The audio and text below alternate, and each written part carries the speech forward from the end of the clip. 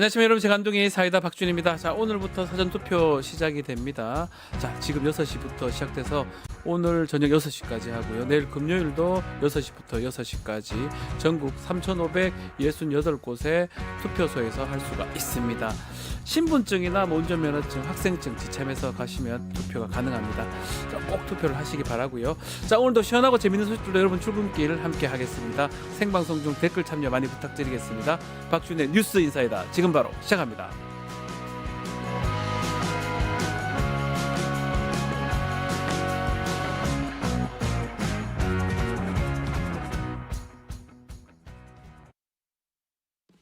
뉴스토마토 대선 특집 내란 끝장쇼. 뉴스토마토에서 6.3 대통령 선거의 개표 공개 방송에 구독자 여러분을 초대합니다. 내란 속의 윤석열의 파면으로 헌정 사상 최초의 6월 장미 대선이 펼쳐지는 가운데 과연 21대 대통령은 누가 될 것인가? 역사적인 순간에 뉴스토마토의 알찬 뉴스 콘텐츠와 풍성한 즐길거리를 모두 모아 준비했습니다. 6월 3일 오후 6시 이 토마토 빌딩 지하 1층 토마토홀에서 펼쳐지는 역사적인 순간. 뉴스토마토 대선 특집 내란 끝장쇼. 여러분의 많은 관심과 참여 바랍니다.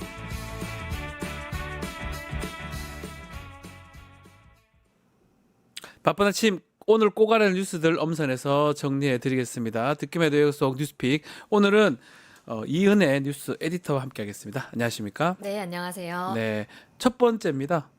네, 얼굴이 익숙해서 아마 많은 분들이 보셨을 것 같은데 오늘 첫 번째 우리 뉴스픽을 도와주시기로 했습니다. 이은혜 에디터 수고 좀 부탁드리고요. 네. 자, 오늘부터 이틀간 사전투표 기간입니다. 벌써 투표 진행되고 있네요. 네, 오늘부터 이틀 동안 오전 6시부터 오후 네. 6시까지 전국 3,568개 사전투표소에서 실시됩니다. 만 18세 이상 유권자는 주민등록증, 여권, 또 운전면허증, 청소년증이나 학생증 지참하면 투표 가능하시고요. 또 관공서나 공공기관이 발행한 것 중에 생년월일, 또 사진 첨부된 신분증이 있으면 이 역시 사용 가능합니다. 네. 모바일 신분증도 가능한데요. 어. 대신 화면 캡처한 이미지 파일은 안 된다고 하니까 주의해 주시고요. 여러분, 윤석열의 불법 계엄과 탄핵으로 시작된 대선입니다. 네, 맞죠. 예년과는 달리 토요일 사전투표가 없어서 많은 분들 투표율 떨어지면 어떡하나 걱정하고 계신데요. 그래도 역대 최고치라는 재외국민 투표율 보면 우리 국민들 정말 나라 구하는 심정으로 네. 투표에 임하고 계시구나 싶습니다. 망가진 나라를 바로 세우기 위해 확실한 내란 청산을 위해 오늘 내일 사전투표 꼭 당부 부탁드립니다. 네. 사전투표소 정보는 중앙선거관리위원회 홈페이지 또 네이버와 다음 같은 포털 사이트에서 확인할 수 있습니다. 지금 포털을 키면 가장 가까운 사전투표소가 나옵니다. 시간이 난다면 잠깐만 가도 됩니다. 사실 빨리 맞아요. 진행이 되니까요. 할 수가 있습니다. 자, 김문수, 이준석 후보 단일화는 무산됐다고 봐야 되겠죠? 네, 최종 데드라인이었죠. 사전투표를 하루 앞둔 어제도 후보 간 접촉은커녕 물밑 협상도 진행되지 않아서 사실상 무산으로 보여졌습니다. 네. 그래도 왜 끝날 때까지 끝난 게 아니다라는 말이 있잖아요. 김문수 후보 측은 아침 투표 시작할 때까지 밤새 극적인 타협이 있을 수도 있다면서 희망의 끈을 놓지 않았습니다. 네. 하지만 이준석 후보 전화조차 받지 않았다는데요. 김문수 후보가 오늘 새벽 이준석 후보를 만나러 국회의원 회관까지 찾아갔지만 결국 만남은 성사되지 않았습니다. 김 후보는 그래도 본투표 할 때까지는 노력을 계속해야 되지 않겠냐라고 아하. 말했습니다. 자, 부정선거 의혹 얘기도 좀 하지 않을 수가 없는데요. 윤석열이 부정선거 관련된 영화를 보면서 논란을 더 부추기기도 했는데 김문수 후보가 이 부정선거 관련해서 또 한마디 또 더 보탰어요. 어떤 내용입니까? 네, 김문수 후보 아시다시피 네. 지난 몇 년간 계속 부정선거 음모론에 힘을 실어왔습니다. 어제 유세 영상 먼저 보시겠습니다. 사전투표 우리가 감시를 철저히 하고 있으니까 걱정 마시고 만약에 사전투표에 부정이 있다고 생각하면 바로 신고를 하세요. 여기 위원장님들하고 국회의원님들 어디든지 신고하시면 달려가서 사전투표하는 게 적발하면 완전히 판을 뒤집을 수 있습니다. 그러니까 걱정 마시고 사전투표 해주시죠. 네, 사전 투표 얘기를 또 했네요. 네, 사전투표를 하루 앞둔 어제 네. 사전투표에서 부정을 적발하면 완전히 판을 뒤집을 수 있다고 말했습니다. 부정선거 음모론을 연상시키는 발언인데요. 그러니까요. 딱 이 멘트만 떼어놓고 보면 왠지 부정선거 있기를 바라는 거 아닌가 네. 싶기도 합니다. 그간 꾸준한 부정선거 의혹 제기가 향후 대선 불복을 위한 사전 작업은 아닌지 우려하는 목소리 여전히 높은데요. 네. 앞으로 주시해야겠습니다. 참고로 김문수 후보는 국민의힘 경선에서 사전투표 폐지와 본투표 이틀을 공약한 바 있습니다. 자, 여러모로 자그마한 꼬투리가 없도록 투표 관리도 좀 잘 돼야 될 것 같은데 선관위는 어떤 계획으로 진행을 하는 겁니까? 네, 그렇지 않아도 네. 부정선거를 주장하는 단체들이 사전투표소 인근 집회를 예고한 상황입니다. 그렇군요. 근데 이 사람들 서부지방 폭동 일으켰던 사람들이잖아요. 아하, 그렇죠. 그래서 돌발적인 폭력 상황이나 충돌이 우려됩니다. 선관위는 사전투표 기간에 투표소마다 경찰관을 배치하고 안전을 강화할 방침이라고 하는데요. 네. 여기에 투표함 감시도 확실히 하겠다고 단언했습니다.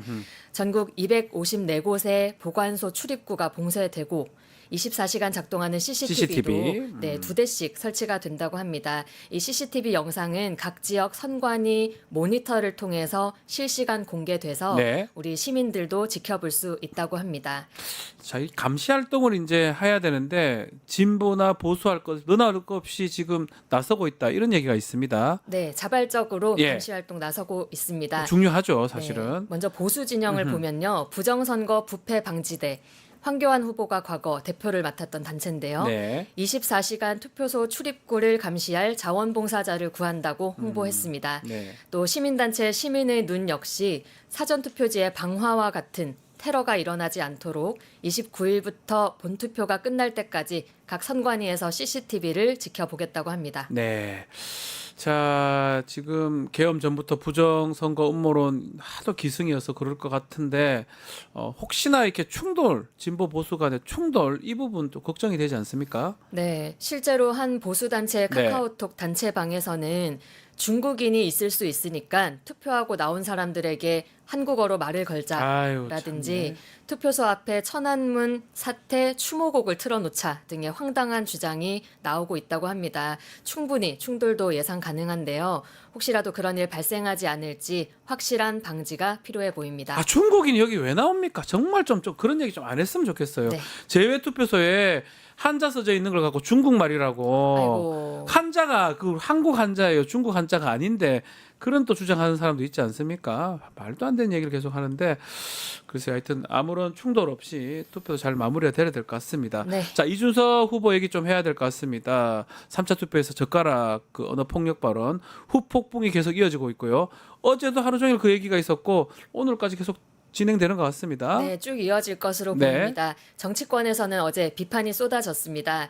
토론에서 이준석 후보에게 관련 질문을 받았던 권영국 후보는 자신을 이재명 후보 공격 수단으로 끌어들였다면서 네. 굉장히 부도덕하다라고 분노를 표했습니다. 민주당의 경우 선대위 차원 공식 입장은 물론 여러 의원이 페이스북 글을 통해 공격을 퍼부었습니다. 네. 먼저 조승래 선대위 수석 대변인 발언 보겠습니다.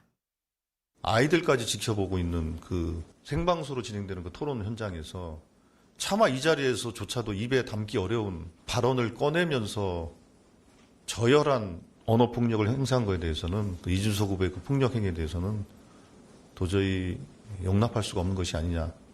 근데 오늘 뭐 입장을 내면서 또 뻔뻔하게 얘기를 해놨더라고요. 후한무치가 곧 젊음은 아닙니다. 네. 분노가 느껴지지요. 네, 그렇죠. 또 김민석 상임공동선대위원장은 페이스북에 이렇게 공격했습니다. 저잣거리 수준의 저질 망발을 했으니 스스로 후보 사퇴, 의원직 사퇴가 정답입니다. 구태 정치 이준석은 이제 은퇴하실 때가 됐습니다. 정치 과하게 오래 하셨습니다. 네. 또 한준호 공동선대위원장은 이준석 후보를 정치권에서 퇴출시켜야 한다라고 말하면서 의원직 제명도 검토해야 된다고 몰아붙였습니다. 네. 또 진보당과 조국혁신당 등 야 4당은요. 이준석 후보를 국회 윤리위에 제소하면서 엄중한 징계를 촉구했고요. 네.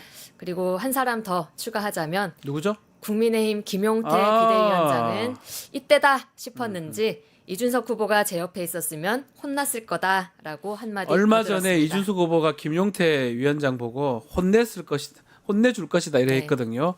대갚아서 또 얘기를 했네요. 약간 복수. 복수했는데 어쨌든 간에 지금 우리 토론회 봤던 사람 중에 가족까지 같이 봤던 분들 네. 사실 놀랐을 것 같은데 네티즌들 반응은 좀 어땠습니까? 네, 어느 누가 네. 대선 TV 토론을 보다가 그런 성폭력적 발언을 마주할 거라고 생각을 했겠습니까? 상상도 못했을 것 같아요. 동탄 맘카페를 비롯한 여러 온라인 커뮤니티 네. 그리고 각종 댓글창은 분노로 들끓었습니다. 이제 사춘기에 접어드는 딸아이가 해당 발언에 충격을 받고 방으로 들어가는 걸 보면서 이 분노를 어떻게 해야 할지 손이 떨린다고 심정을 전한 분은요. 네. 제 아이에게 트라우마를 안겨준 이준석 후보를 용서하지 않겠다라면서 고발에 동참하겠다 말했습니다. 또 다른 카페 네티즌은 함께 토론을 보던 초등학생 딸아이가 네. 저거 무슨 뜻이야? 왜 저렇게 그럴 말하는 수밖에요. 거야? 네. 대통령 토론회에서 저런 얘기 왜 나오냐고 이렇게 그러니까요. 생각했을 거예요. 이런 질문을 받는 순간 어떻게 설명해야 될지 모르겠더라라고 고민된 점을 올렸습니다. 네. 뭐 그 외에도 이준석을 찍은 동탄이 죄송하다. 이준석은 젊은 윤석열이다. 이 발언 아동학대다라는 비판 여론 거세게 일었습니다. 네. 민심은 개혁신당에도 타격을 주고 있는데요. 개혁신당 온라인 민원 게시판에는 토론 직후부터 탈당 요청 글이 줄줄이 올라왔습니다. 네. 탈당 요청합니다. 이준석 후보는 선 넘었습니다. 당의 미래가 걱정됩니다. 같은 제목이었는데요. 개혁신당 탈당 러시라는 기사에 대해서는 개혁신당 측은 오히려 입당 신청은 더 많이 늘었다라고 정정을 요청하기도 했습니다. 네, 입당 얼마나 많이 하든지 간에 상황이 좀 민심이 또 걷잡을 수 없이 돌아서는 모습인데 법적인 고발도 있었던 것 같아요. 네, 많이 이어졌습니다. 법무법인 찬종 이병철 변호사는 어제 새벽 국민신문고를 통해 이 후보 고발 민원을 넣었습니다. 공직선거법상 후보자 비방 그리고 형법상 모욕 및 허위사실 적시 명예훼손 혐의로 고발한 거고요. 네. 시민단체 정치하는 엄마들은 정보통신망법, 아동복지법 위반 혐의로 또 사법정의 바로 세우기 시민행동은 허위사실 공표 혐의 등으로 고발했습니다. 네. 자, 이준석 후보가 결국 사과는 하긴 했던 것 같은데 어떤 내용입니까? 네, 하기는 했습니다. 네. 사과 영상 먼저 보시겠습니다. 1차 피의자는 결국 그 방송을 시청한 전 국민이라는 시각도 있고요. 저는 아까 말씀드렸던 것처럼 실제 그 발언에 대해 가지고 제가 원본을 보신 분도 알겠지만은 순화해가지고 제가 표현한 것이고 그에 대해서 어떻게 더 순화해야 될지는 잘 모르겠습니다. 물론 그것을 보시면서 불편한 국민들이 있을 수 있다는 것은 저도 알고 있었고 그리고 그에 대해 가지고는 제가 심심한 사과를 하겠습니다. 하지만 제 입장에 봤을 때는 그것은 그런 언행이 만약에 사실이라고 한다면은 그것은 충분히 검증이 필요한 사안이다 이렇게 보고 있습니다. 사과입니까 이게? 네, 이 사과를 받은 우리 네. 시청자분들 심정 어떠실지 궁금한데요. 그러니까요. 죄송한 마음이 조금이라도 있는 건지 좀 모르겠습니다. 사과하면서 바로 하지만 자기 얘기를 해버려요. 네, 예. 그리고 저 태도와 표정 역시 별로 미안해 보이지 그러니까요. 않습니다. 그래서 일각에서는 지난 대선 윤석열의 개사과에 버금가는 사과다라는 네. 평가가 있습니다. 인터뷰에 앞서 이준석 후보는 페이스북에 글을 올렸는데요. 권영국, 이재명 후보가 자기 질문에 명확히 답변하지 않은 것을 두고 정작 본인의 진영 내 문제는 침묵하거나 외면하는 민주진보 진영의 위선을 지적하지 않을 수 없다라고 쏘아붙였습니다. 뭐 자기의 문제적 발언에 대한 입장과 답변을 압박하는 건데요. 여론이 무엇에 분노하는지조차 모르는 이 무성찰과 무개념이 여론에 기름을 부은 꼴입니다. 네. 심지어는 여러 고소 고발에 대해서도 무고로 맞대응하겠다고 맞서고 있습니다. 자, 다음 이야기로 넘어가 보겠습니다. 어제 마지막 국무회의가 열렸습니다. 국무회의 부분. 네. 네, 대선 전 마지막 국무회의 개최됐습니다. 네. 이주호 대통령 권한대행은 5년을 바라보고 준비했던 국정과제들이 끝을 보지 못하고 3년 만에 마무리돼서 국민들께 송구스러운 마음이 크다고 소회를 밝혔습니다. 네. 일주일 후에 들어설 새 정부를 향해서는 오직 국민과 국익의 관점에서 성과는 성과대로 계승하고 과오는 과오대로 반면교사 삼아 대한민국을 한층 더 번영의 길로 이끌어 주신다 이렇게 강조했습니다. 네. 자, 계엄이나 그 내란 관련된 사과 이런 것들은 있었나요? 없었습니까? 아이고 사과는커녕요. 예. 누가 윤석열 정부 아니랄까봐 4대 개혁에 매진한 3년이었다면서 자화자찬 일색이었습니다. 우리 뉴스토마토 보도 보셨을 네. 텐데요. 지금 경찰이 계엄 전 국무회의 CCTV를 모두 복구한 상황이잖아요. 그렇죠. 그 자료에 따르면 한덕수가 주위에 있던 국무회의 참석자들과 포고령 문건을 공람하는 장면도 담겨 있다고 예. 합니다. 그동안 국무위원들이 자신은 반대했다라면서 면책성 또 면피성 발언해왔는데 이제 그 진위가 밝혀지면 어찌 될까 궁금해집니다. 네. 형법 제87조에 따르면 내란죄는 단순히 관여한 자도 처벌 대상이 됩니다.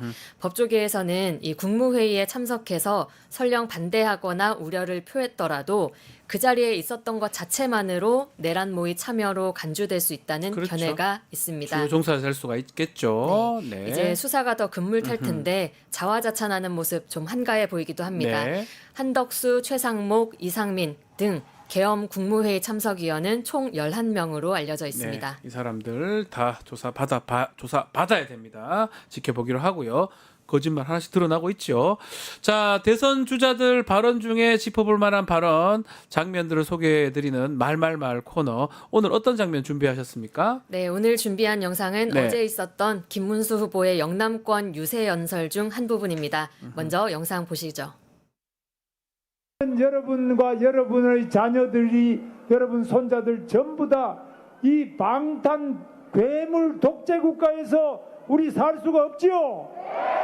또다시 우리가 부마 항쟁하는데 힘을 쏟고 피를 흘리고 있을 수 없지요. 여러분 확실하게 우리 대한민국 독재로 막고 괴물 국가를 막고 정상적인 선진 민주 국가로 만들어 주시죠. 네. 어제 부산광역시 집중 유세 현장입니다. 김문수 후보는 이재명 후보를 방탄 괴물이라고 칭하면서 네. 이재명 개인을 위한 방탄 총통 독재 국가를 만들려 한다고 비판했습니다. 그러면서 분파 항쟁을 언급한 건데요. 오전에는 경남 창원의 국립 3.15 민주묘지를 찾아서 김주열 열사 네. 묘소를 참배하기도 했습니다. 거듭 말씀드리지만 이번 선거 총든 군인을 앞세워 불법 계엄을 벌인 탓에 발생한 선거입니다. 그렇죠.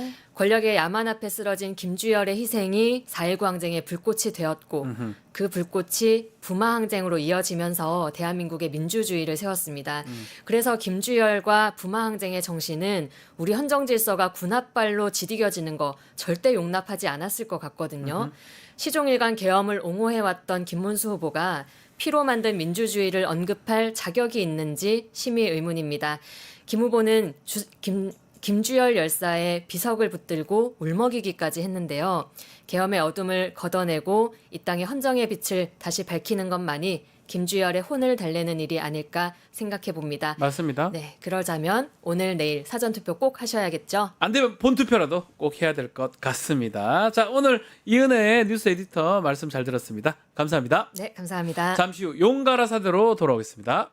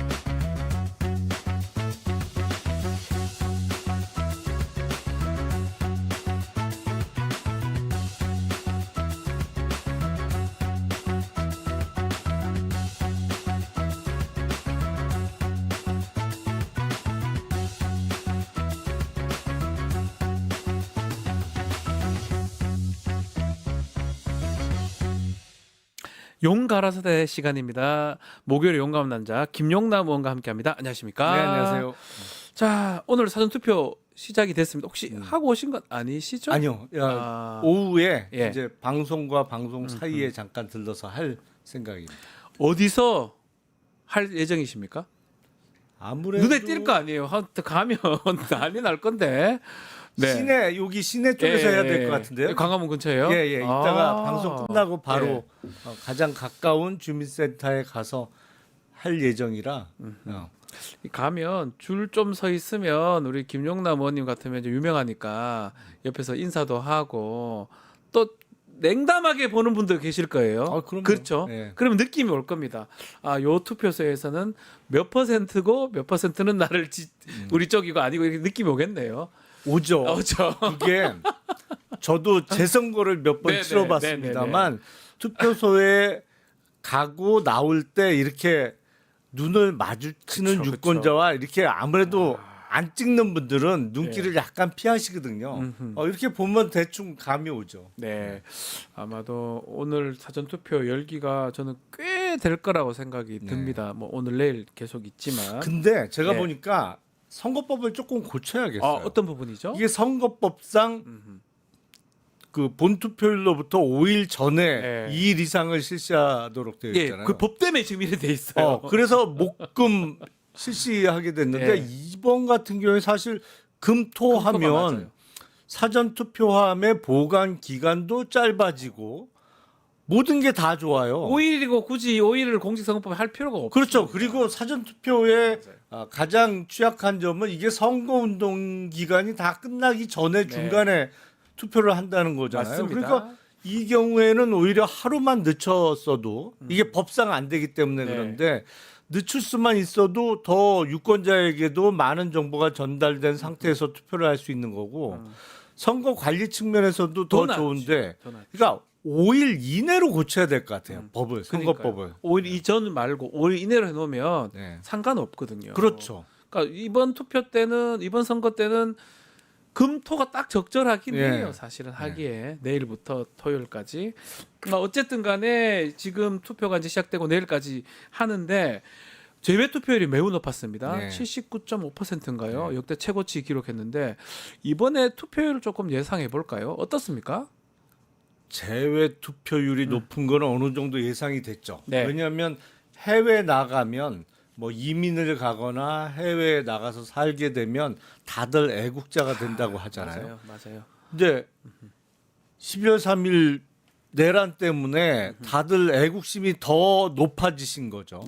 그러니까 안 되겠다. 나라도 이 사실 재외국민 투표는 대부분의 경우에 상당히 투표하기가 불편해요. 그 제가 놀랐는데 프랑스 파리 같은 경우는 한 군데 있답니다. 프랑스 통틀어. 그 진짜 맞는지 몰라도 제가 그것도 몇 번 확인해 봤는데 프랑스의 파리 한 군데 있다는 게 말이나 됩니까? 얼마나 큰 나라인데. 국토가 우리보다 한 훨씬 5배 크죠? 정도 되잖아요. 예. 그러니까 저 이 지중해 쪽에 사는 분들은 예. 파리까지 투표하러 가려면 8시간? 네. 그러니까 우리로 따지면 네. KTX 같은 떼제배 타고 하루 종일 걸려서 가야 돼요. 마르쉐유에서 4시간 뭐 8시간 걸린다고 그러니까. 하더라고요. 예.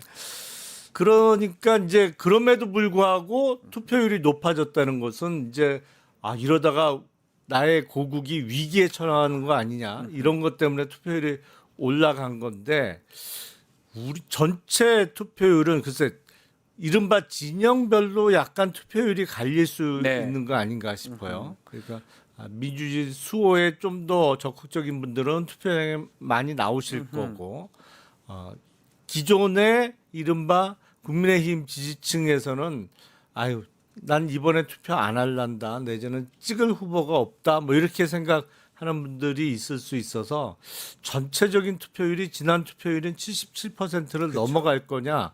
이건 조금 두고 봐야 되지 않나 싶습니다. 자, 오전 7시 사전 투표율이 1.21%입니다. 역대 최고를 지금 기록하고 있습니다. 줄 서고 있는 사람들도 있더라고요. 아침부터 빨리 하고 출근하겠다 이런 분도 있었던 것 같거든요. 결국 이 투표율이 각 진영마다 본인들 유리하게 해석할 가능성도 있는 것 같고요. 사전 투표율은 좀 이번에 높을까요? 원래는 불리한 사전 투표죠. 금토할 때가 토요일날 네.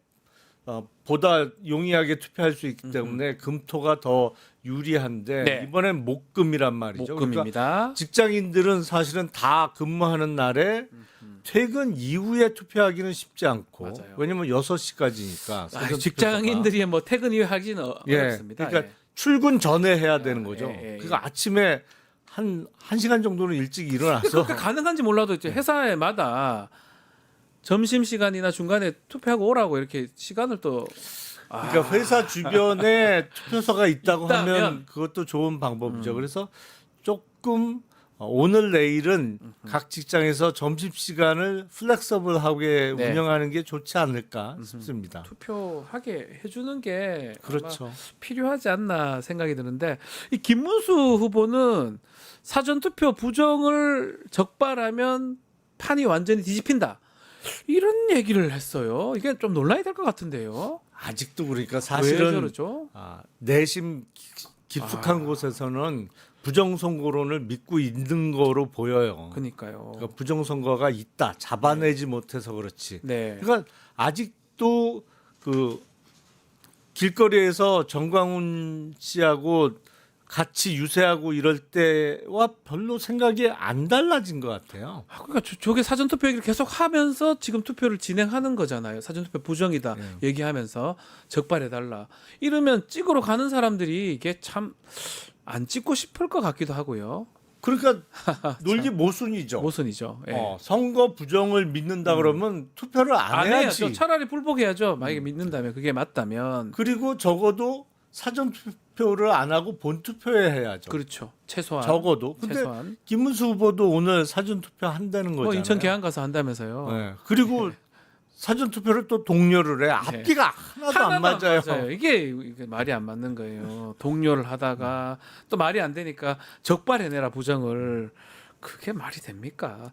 어쨌든 간에 뭐 예측 뭐 해보면 사전 투표율이 이번에 좀 더 높을 것이다 이런 생각도 들기도 합니다. 그런 분노 또 사전 투표율이 높으면 좀 민주당이나 좀 이재명 후보 쪽에 좀 더 유리한 상황이 아닌가 이렇게 그건 보이기도 전통적으로 하고요. 계속 그래 왔죠. 민주당 쪽이 네. 유리했으니까요. 자 우리 김용남 의원님도 이제 민주당 간지 이제 며칠 되셨죠? 4일 됐죠. 이 말씀을 드리기 좀 그런데 저도 어제 또 허은하 의원님도 제가 잠깐 만났었는데 다른 방송에서 얼굴이 좋아지셨어요. 제가 또 그 말을 했거든요. 허은하 의원님 오랫동안 제가 방송도 했고 계속 같이 봤던 분인데 빨간색 옷, 주황색 옷 입는 걸 다 파란색 옷까지 다 봤는데 이 지금이 가장 좀 행복해 보인다 하니까 분위기가 좀 그렇다 이런 얘기는 하긴 하더라고요. 그런 말씀 많이 듣습니다. 예. 얼굴 좋아졌다. 얼굴 좋아졌고 선거운동하는데 즐겁고 행복하게 선거운동하고 방송하시는 것 같다라고 제가 제 느낌을 말씀드리니까 본인도 그 말 많이 듣는다. 김용남 의원님도 좀 그런 겁니까? 예, 저도 많이 들어요. 아, 물이 좋아서 그런가 봐요. 야, 그 참 저도 김용남 의원님도 좀 오랫동안 제가 십몇 년 전부터 알고 있었는데 뭐 이 이야기 죄송하지만 가장 얼굴이 좋아 보입니다. 최근에. 고맙습니다. 알겠습니다. 자 이제 민주당에서 뭐 끝까지 선거운동 같이 하시는 거죠? 예. 선거운동. 오늘도 여의도 쪽에서 예. 점심시간대 유세가 있고요. 주말에는 또 인천 인천 가십니까? 지원 유세 가기로 했고. 끝까지 뭐 열심히 이제 하실 것 같기도 한데요. 자, 개혁신당 이준석 후보 얘기를 하지 않을 수가 없습니다. 아마 TV 토론 직접 방송하시면서 제가 보는 모습도 제가 봤는데 반사 이렇게 뭐 드셨던데요.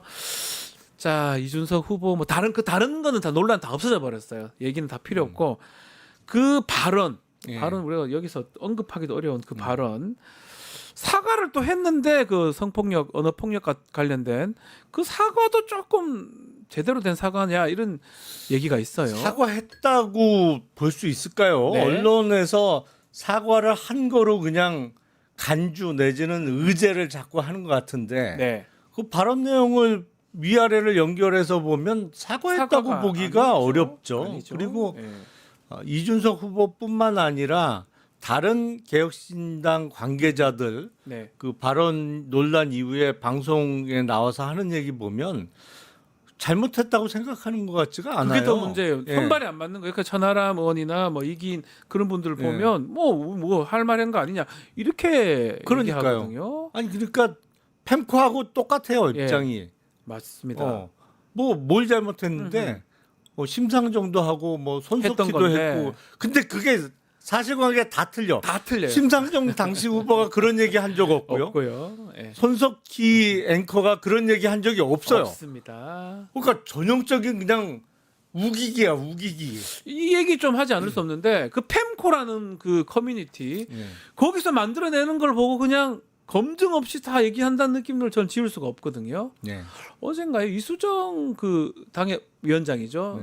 저기 수원에 뭔가 이상한 걸 또 올렸더라고요. 병역 뭐 면제받았다 이재명 후보 아들들 이렇게 면제받았다는 얘기인데 그거 잘못된 건데 어떻게 만들어서 올렸다가 본인이 삭제를 하긴 했던데 그런 내용이 다 커뮤니티에 돌던 걸 그냥 검증하지 않았고 올린다는 느낌이 좀 들거든요. 그러니까 평소에 수시로 그 사이트를 들여다보면서 네. 거기 나오는 얘기들을 그냥 기억해 놨다가 기회 날 때마다 기회가 생길 때마다 네. 그 내뱉는 건데 위험하죠. 아니 그리고 정말 그 수준이 그냥 딱 그 수준이에요. 그러니까 네. 그 정치인이잖아요. 정치인들이라면 그 답변이나 어떤 올리려고 하면 그 정치적 행위이기 때문에 몇 번이고 심사숙고하고 검증을 해야 되거든요. 한 번만 확인하면 될 것도 확인 안 해가지고 그냥 막 던지는 모양새거든요. 이준석 후보도 마찬가지고요. 아니, 그러니까 이준석 후보를 비롯한 개혁신당의 주요 관계자들이 지금 다 그러고 있는 네, 거잖아요. 맞습니다. 그 다 거기서 확인되지도 않은 거 거기서 사실관계를 비틀어서 누가 올리면 그걸 그냥 맹신하고 방송 나와서 그러니까요. 얘기했다가 팩트 체크해 보면 다 틀리고 있는 상황인데 집단적으로 조금 문제가 있는 것 같아요. 그걸 캠프 문제라고 생각도 들어요. 아니, 그렇죠. 이런 거 얘기 어제 사과 얘기 들어보면 본인 알았다고 하는 걸 봤을 때는 준비된 발언이란 말이에요. 준비된 내용이라면 캠프의 유세 TV 토론단에서 이런 내용 하자 말자 이 얘기가 돼야 되거든요. 알고 있는데 이게 전 국민이 보는 데서 됐다는 거 아닙니까? 그러니까 정말 상당히 동질적인 구성원으로만 되어 있는 거죠. 그러니까요. 동질적인 그러니까 같은 비슷비슷해요. 생각하는. 네. 네. 그러니까 우리가 참 우성학적으로 이게 동접 교배가 상당히 위험하잖아요. 그렇죠. 그 현상이 딱 나타나고 그대로 있는 거예요. 이 개혁신당에서. 예. 자, 이 발언 이후에 개혁신당 탈당도 많고요. 투표소 참관도 안 하겠다라는 사람들도 좀 생긴 것 같아요. 개혁신당 안에. 또 그러니까 이준석 후보는 뭐 입당이 더 늘었는데 뭐 이런 식으로 얘기를 하거든요.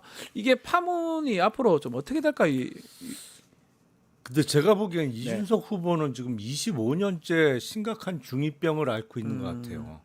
그러니까 그 발언 자체도 대단히 잘못됐습니다만 그 발언 이후에 보여주는 태도가 내가 뭘 잘못했는데 네. 쟤도 그렇고 쟤도 그런데 딱 이거예요. 그러니까 심각해요. 이게 책임져야 되죠. 정치인이고 대통령 후보로 나온 사람이 무책임하게 그냥 왜 어때서 이런 느낌이거든요. 괜찮아, 난 괜찮아. 뭐 이러면서 정말 이게 앞으로 뭐 조심스러운 얘기고 하지만 대선의 투표율에 영향을 미칠까요?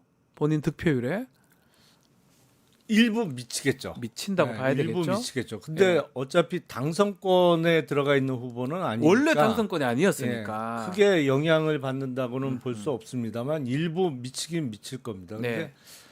이준석 후보는 본인이 이제 40세에 출마해 갖고 네. 여론조사 지지율을 두 자리도 찍었으니까 상당히 업되어 있는 상태에 있는 거로 보이는데 네.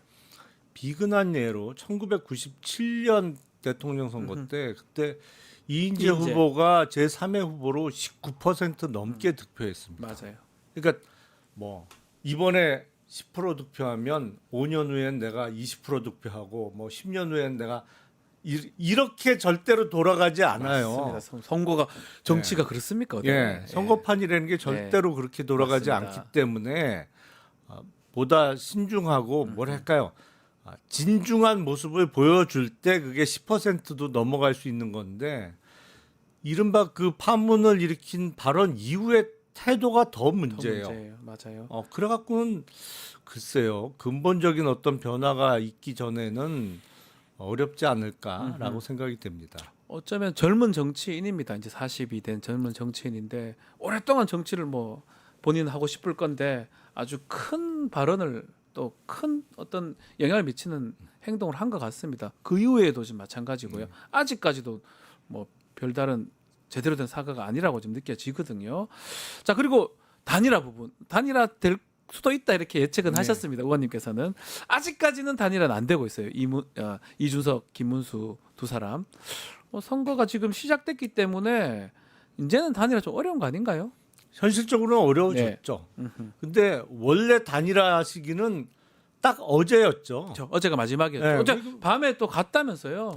김문수 후보 측이 국회 의원회관에 갔다고 하던데요. 그러니까 김문수 후보 측도 뭐 맥락이 안 맞아요. 뭐 확인하고 가야죠. 그냥 무작정 가면 어떡합니까? 그리고 화요일 날 밤 토론회 예. 그런 발언 이후에 이 정도 상황이면 예. 오히려 제3의 후보가 단일화 얘기를 해도 아유 예. 밀어내야 되는 안 상황인 한다고 해야 거죠. 되는데. 같이 못하겠다. 이러는 게 맞는데 네. 지금 선거 구도를 바꿀 수 있는 유일한 기회가 단일화밖에 없다고 생각하다 보니까 그런 것 같아요. 근데 처음부터 선거 전략을 애초에 잘못 짠 거죠. 네. 잘못한 그러니까 거죠. 애초에 내란 세력과의 확실한 절연을 보여줬다면 지금보다는 훨씬 나은 선거 양상일 겁니다. 그렇죠. 지금은 근데 그걸 못했잖아요. 그걸 못할 수밖에 없는 근본적인 한계도 뚜렷하죠. 왜냐하면 네. 후보를 비롯해서 그 주변의 핵심 인사들이 아직도 매여 있다고 볼 수 있으니까 끊어내기가 어렵은 것도 사실입니다만 그러다 보니까 선거가 제대로 이루어지질 않는 거예요. 선거판이. 네네. 결국 단일화는 뭐 이제는 안 되겠죠. 근데 그런 예도 있어요. 2014년도 지방선거 하다가 때 되는 경우는 사전 투표까지 마치고 네. 본 투표 전에 당시 통합진보당의 경기도지사 후보가 사퇴를 했습니다. 네. 이른바 사퇴로 인한 단일화가 된 건데 네. 나중에 투표함을 열어보니까 네. 당시 민주당의 김진표 후보가 국힘 전신인 그때는 뭐였지 이름이 2014년도에 새누리당 이었겠죠. 예. 새누리당의 남경필 후보한테 아슬아슬하게 졌는데 통합진보당 후보가 사전 투표에 얻은 표가 그 표차보다 더 많았어요. 맞아요. 그거를 제대로 네. 고스란히 받았으면 이길 수도 있었던 사건. 이겼었죠. 예. 그러니까 경기지사 선거. 예, 경기도지사 선거 그런 예도 맞아요. 있긴 해요. 맞아요. 그래서 지금 이제 하는 게 의미가 있을까 대선에서 또 이런 생각도 해봅니다. TV 토론 얘기 하나만 좀 더 해보면 이준석 후보가 당내 민주주의 얘기하면서 이재명 후보 공격할 때 개혁신당 얘기를 하면서 이 반사를 드셨더라고요. 우리 김용남 의원님. 개혁신당 당내 그 민주당 민주주의 그 부분 어떻게 보셨어요? 당 운영과 관련해서 그러니까요. 그 얘기를 왜 했어요? 타당을 공격할 상황이 없어요. 적어도 허은하 대표 그 네. 얘기로 다 끝난 거 아닙니까? 사실? 상식이 있다면 그런 얘기를 할 수가 없어요. 근데 일부러 도발을 했다고 봐요. 일부러 한 것이다. 왜냐하면 저나 허은하 전 네. 의원이 과거에 했던 발언을 다 적어왔잖아요. 그거 언급하려고 한 것이다. 그렇죠. 아니 근데 그거는 당연히 제가 지난 대선 때만 해도 그쪽 당원이니까 그거 당연하죠. 당연히고 뭐 그 윤석열 당시 후보의 캠프 대변인을 그러니까요. 했는데 당연한 거죠. 캠프 대변이라는 게 선거 때 맨날 상대 후보 이렇게 헐뜯고 뭐 비판하고 하는 게 주 업무인데 그러니까요. 당연히 그런 발언이 어디 구석배기에는 있을 다 수밖에 없죠. 있겠죠. 저도 언제 했는지 가물가물한 얘기를 그걸 찾아갖고 왔더라고요. 네. 그러면서 당연히 본인이 당 운영과 관련한 민주주의 얘기를 하면 그 얘기 나올 줄 당연히 알았겠죠. 네. 그러면서 그거를 역습하려고. 그러니까 이걸 정치를 무슨 정말 잔기술로만 하는 거예요. 제 잔기술로만. 말씀이요. 이게 딱 계산된 것 같긴 해요. 이렇게 하면 그거 할 거니까 우리는 이거 하겠다. 네. 그렇게 한 거로 준비해서 이게 자료를 다 갖고 오긴 했는데 그거 우리가 봤을 땐 그래요. 저 당에 있고 저 대선 후보 캠프에 있으면 당연히 그 말 할 수밖에 없는 거고 그걸 뭐라고 누가 그걸 비난하겠습니까? 그 시점에 그게 맞는 행동인데요. 그걸 갖고 와가지고 야 저거 이렇게 하는 거 보면 참 안타깝다는 생각도 듭니다. 아유, 그게 딱 전형적인 심각한 중2병이네요. 자 이제 선거가 시작되는데 여론조사 공표 금지 기간입니다. 지금 안 보이는데 마지막 조사가 이재명 49, 김문수 36. 저게 한국갤럽 제 조사라고 지금 기억을 하고 있는데 뭔가 바뀔까요? 뭐 일부 또 보도에 따르면 마지막 조사하고 결과가 달라진 게 거의 없다라고 또 얘기를 하긴 하더라고요. 크게 바뀔 만한 요소는 안 보입니다만 네. 역시 가장 중요한 거는 투표율이죠. 투표율이 중요하다. 어느 쪽 지지자들이 투표소에 실제로 많이 가느냐. 네. 이게 투표소에 안 가면 여론조사 지지율이라는 건 아무 소용도 의미가 없는 거예요. 없습니다. 사실은 의미 맞아요, 없죠. 맞아요. 그러니까 투표소에 가야 그게 반영이 되는 건데 그래서 끝까지 그 투표 동료하고 긴장을 늦추지 않아야 되죠. 네. 저도 이제 최근에 투표 동료 쇼츠를 하나 찍었습니다. 네, 네, 봤어요. 보셨어요? 예, 예. 아 그거 그 연기하려니까 그거 어렵더라고요. 저 잘- 연기자들 잘하시던데요? 참 존경해요. 잘하시던데요, 생각보다. 근데 그 나중에 뭐 끝까지 긴장하고 노력해야겠습니다만 네. 각 후보별로 지금 눈여겨 봐야 될 점이 좀 달라요. 앞에 숫자가 다릅니다. 그렇죠. 예. 1위 후보는 앞에 5자를 오자가 붙냐? 다느냐 못 다느냐. 2위 후보는 앞에 4자를 달 수 있느냐 과연. 3위 후보는 두 자리. 그러니까 일자가 붙느냐 마느냐. 그러니까 5, 4, 1 그러네요. 조금 관건이 달라요. 네. 보는 시각들이 좀 다르다. 근데 김문수 후보가 보니까 계속 TK, PK 쪽만 가더라고요. 이게 뭔가 지지층 결집하고 그러니까 좀 어려우니까 여기는 해야 되겠다. 지금 선거보다는 다음 걸 또 노리는 거 아니냐 이런 얘기도 있습니다. 일단은 PK, TK도 분위기가 만만치 않다는 반증이기도 아. 하죠. 왜냐하면 투표율이 낮을 가능성이 있기 때문에. 네네. 그러니까 그쪽은 전통적으로는 국힘 쪽을 계속 찍어온 유권자들이 많습니다만, 야 내가 도저히 이번엔 투표 못하겠다. 그러니까 그렇다고 이재명 후보를 찍기도 어렵고, 그렇다고 김문수 후보를 찍기도 그렇고. 네. 그러니까 흔히 얘기한 찍을 사람이 없어서 내가 투표 안 할란다. 아. 라는 분들이 꽤 많이 계실 수밖에 없기 그렇죠. 때문에 그걸 네. 투표를 독려하기 위한 활동일 수도 있고 그리고 많은 그 특히 친윤계 인사들이 네. 김문수 후보는 대선 끝나면 더 이상 정치에 미련을 두지 않을 거다라고 생각하고 있습니다만 과연 그럴까? 다시 또 당권이나 이런 걸 하지 않을까. 그렇죠. 예. 아니 왜냐하면 대선에서 패배하더라도 대선을 치르면 그 탄력으로 당권을 접수하기는 그렇죠. 쉽거든요. 홍준표 후보 기억납니다. 그렇죠. 또 이재명 후보도 마찬가지잖아요. 예. 예, 지난 대선 때. 아니 이재명 후보는 워낙 박빙의 승부였습니다만 홍준표 후보는 그때 18% 차이 엄청 났죠. 예, 차이가 엄청 많이 났어요. 그럼에도 불구하고 당권 잡았어요. 당권을 쉽게 접수했단 말이에요. 잡았어요. 그러니까 예. 김문수 후보가 대선 이후에 안 되겠다. 내가 좀 챙겨줘야 될 사람도 있고 네. 그리고 내가 지금 이 상태에서 내가 턱걸이도 그렇게 잘하는데 예. 정치를 포기하기는 너무 아쉽다. 네. 이렇게 생각하면 판이 친윤 쪽에서 생각했던 거하고는 전혀 달리 돌아갈 수도 있는 거죠. 대선 이후에. 그래서 갑자기 마무리 시작도 TK고 끝도 좀 TK에서 지금 하는 것 같거든요. 우리 생각해 보면 TK는 좀 보수 쪽이 강한데 굳이 저 갈 필요 있나 이런 생각이 드는데 그런 측면도 좀 있는 거군요. 사실은 전통적으로는 국민의힘은 그 물론 선거 때 대선 때는 네. 호남도 유세를 합니다만 경부선을 타고 쭉 올라와서 마지막은 서울 유세로 돌아오잖아요. 끝나는 거죠. 예, 원래는. 그게 원래는 전통적인 경로였죠. 근데 수도권 분위기가 너무 안 안 좋거든요. 좋으니까 지금. 국힘 입장에서는. 계속 TK, PK만 지금 가는 거 아니냐. 아니 그리고 그거는 후보도 조금 가면 환영을 많이 받는 데를 가고 싶어하고 네. 또 이른바 후보의 심리 경호를 하는 선거 참모들도 아하. 여기 가면 재미도 없어요. 뭐 사람도 잘 안 모이고 구호도 제대로 안 나오고 그러니까 와 해주는데 가고 싶죠. 기분이 좀 들뜨기도 하고 힘도 나고 알겠습니다. 그래서 가는 것이다. 마지막으로 오늘 투표 좀 독려하는 말씀 한번 좀 부탁드려도 될까요? 많은 분들 지금 보고 계시는데요. 투표하지 않는 유권자는 대접받기 어렵습니다. 네. 이게 정치하는 사람들이 국민을 신경 쓰는 것은 사실은 국민의 상당수가 선거 때마다 투표를 하기 때문에 신경을 쓰는 겁니다. 그러니까 맞아요. 본인 스스로의 값어치를 올리고 싶다면 그리고 본인이 존중받고 싶다면 꼭 투표장 가서 투표하십시오. 반드시 해야 된다 이 말씀 드리겠습니다. 김용남 의원과 말씀 나눴습니다. 오늘 말씀 감사합니다. 네, 감사합니다.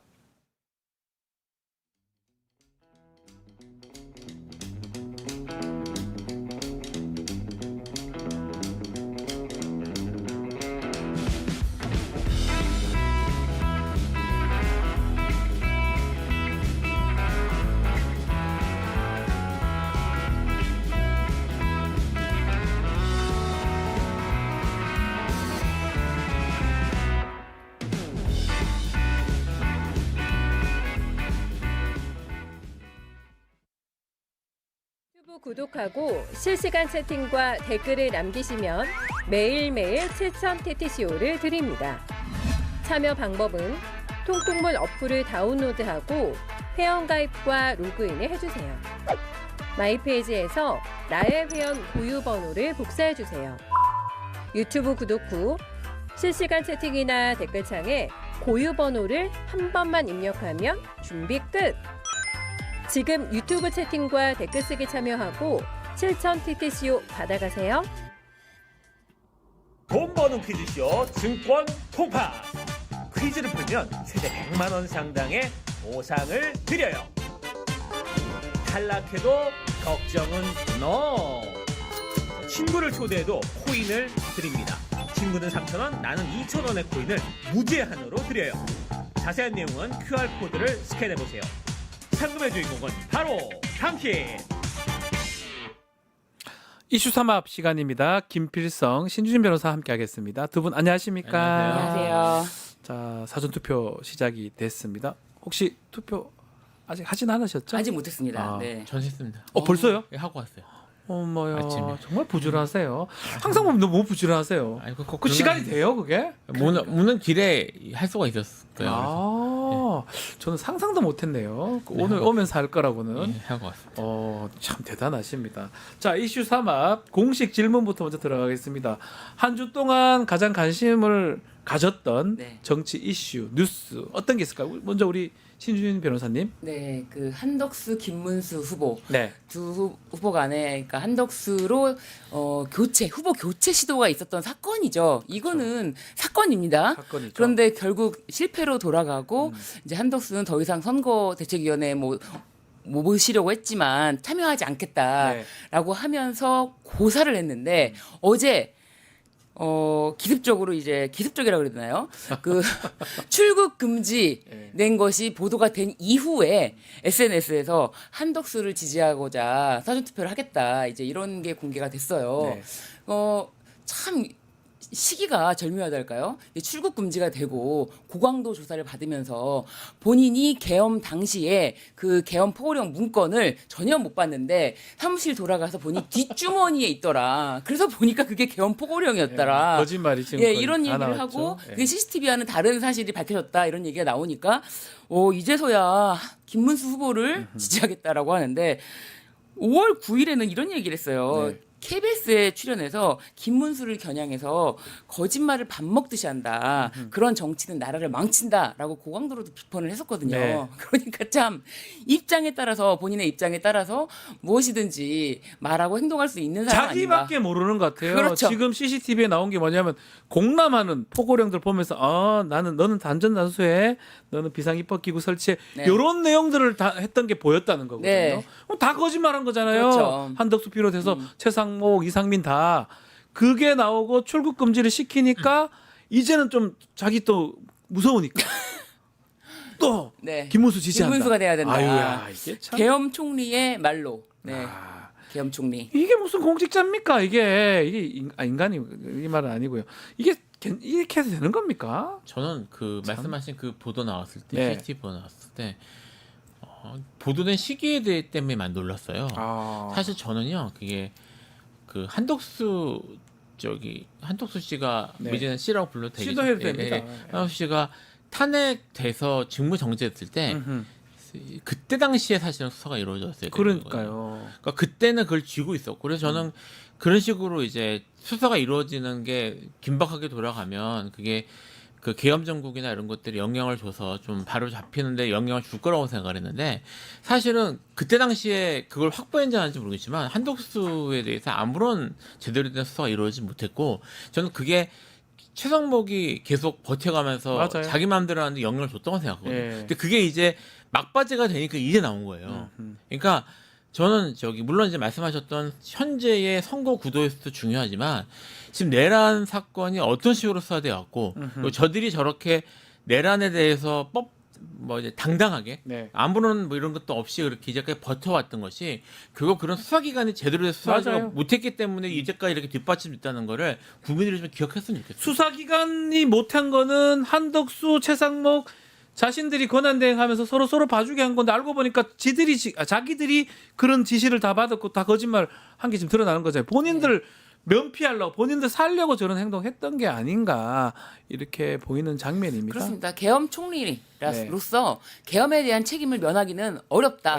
네, 이 부분은 확실하게 하고 네. 네, 오늘 사전 투표한 것이 또 공개가 다 됐더라고요. 네. 네. 투표 하긴 했나요? 6시 10분에 가서 김문수 네. 찍었겠죠?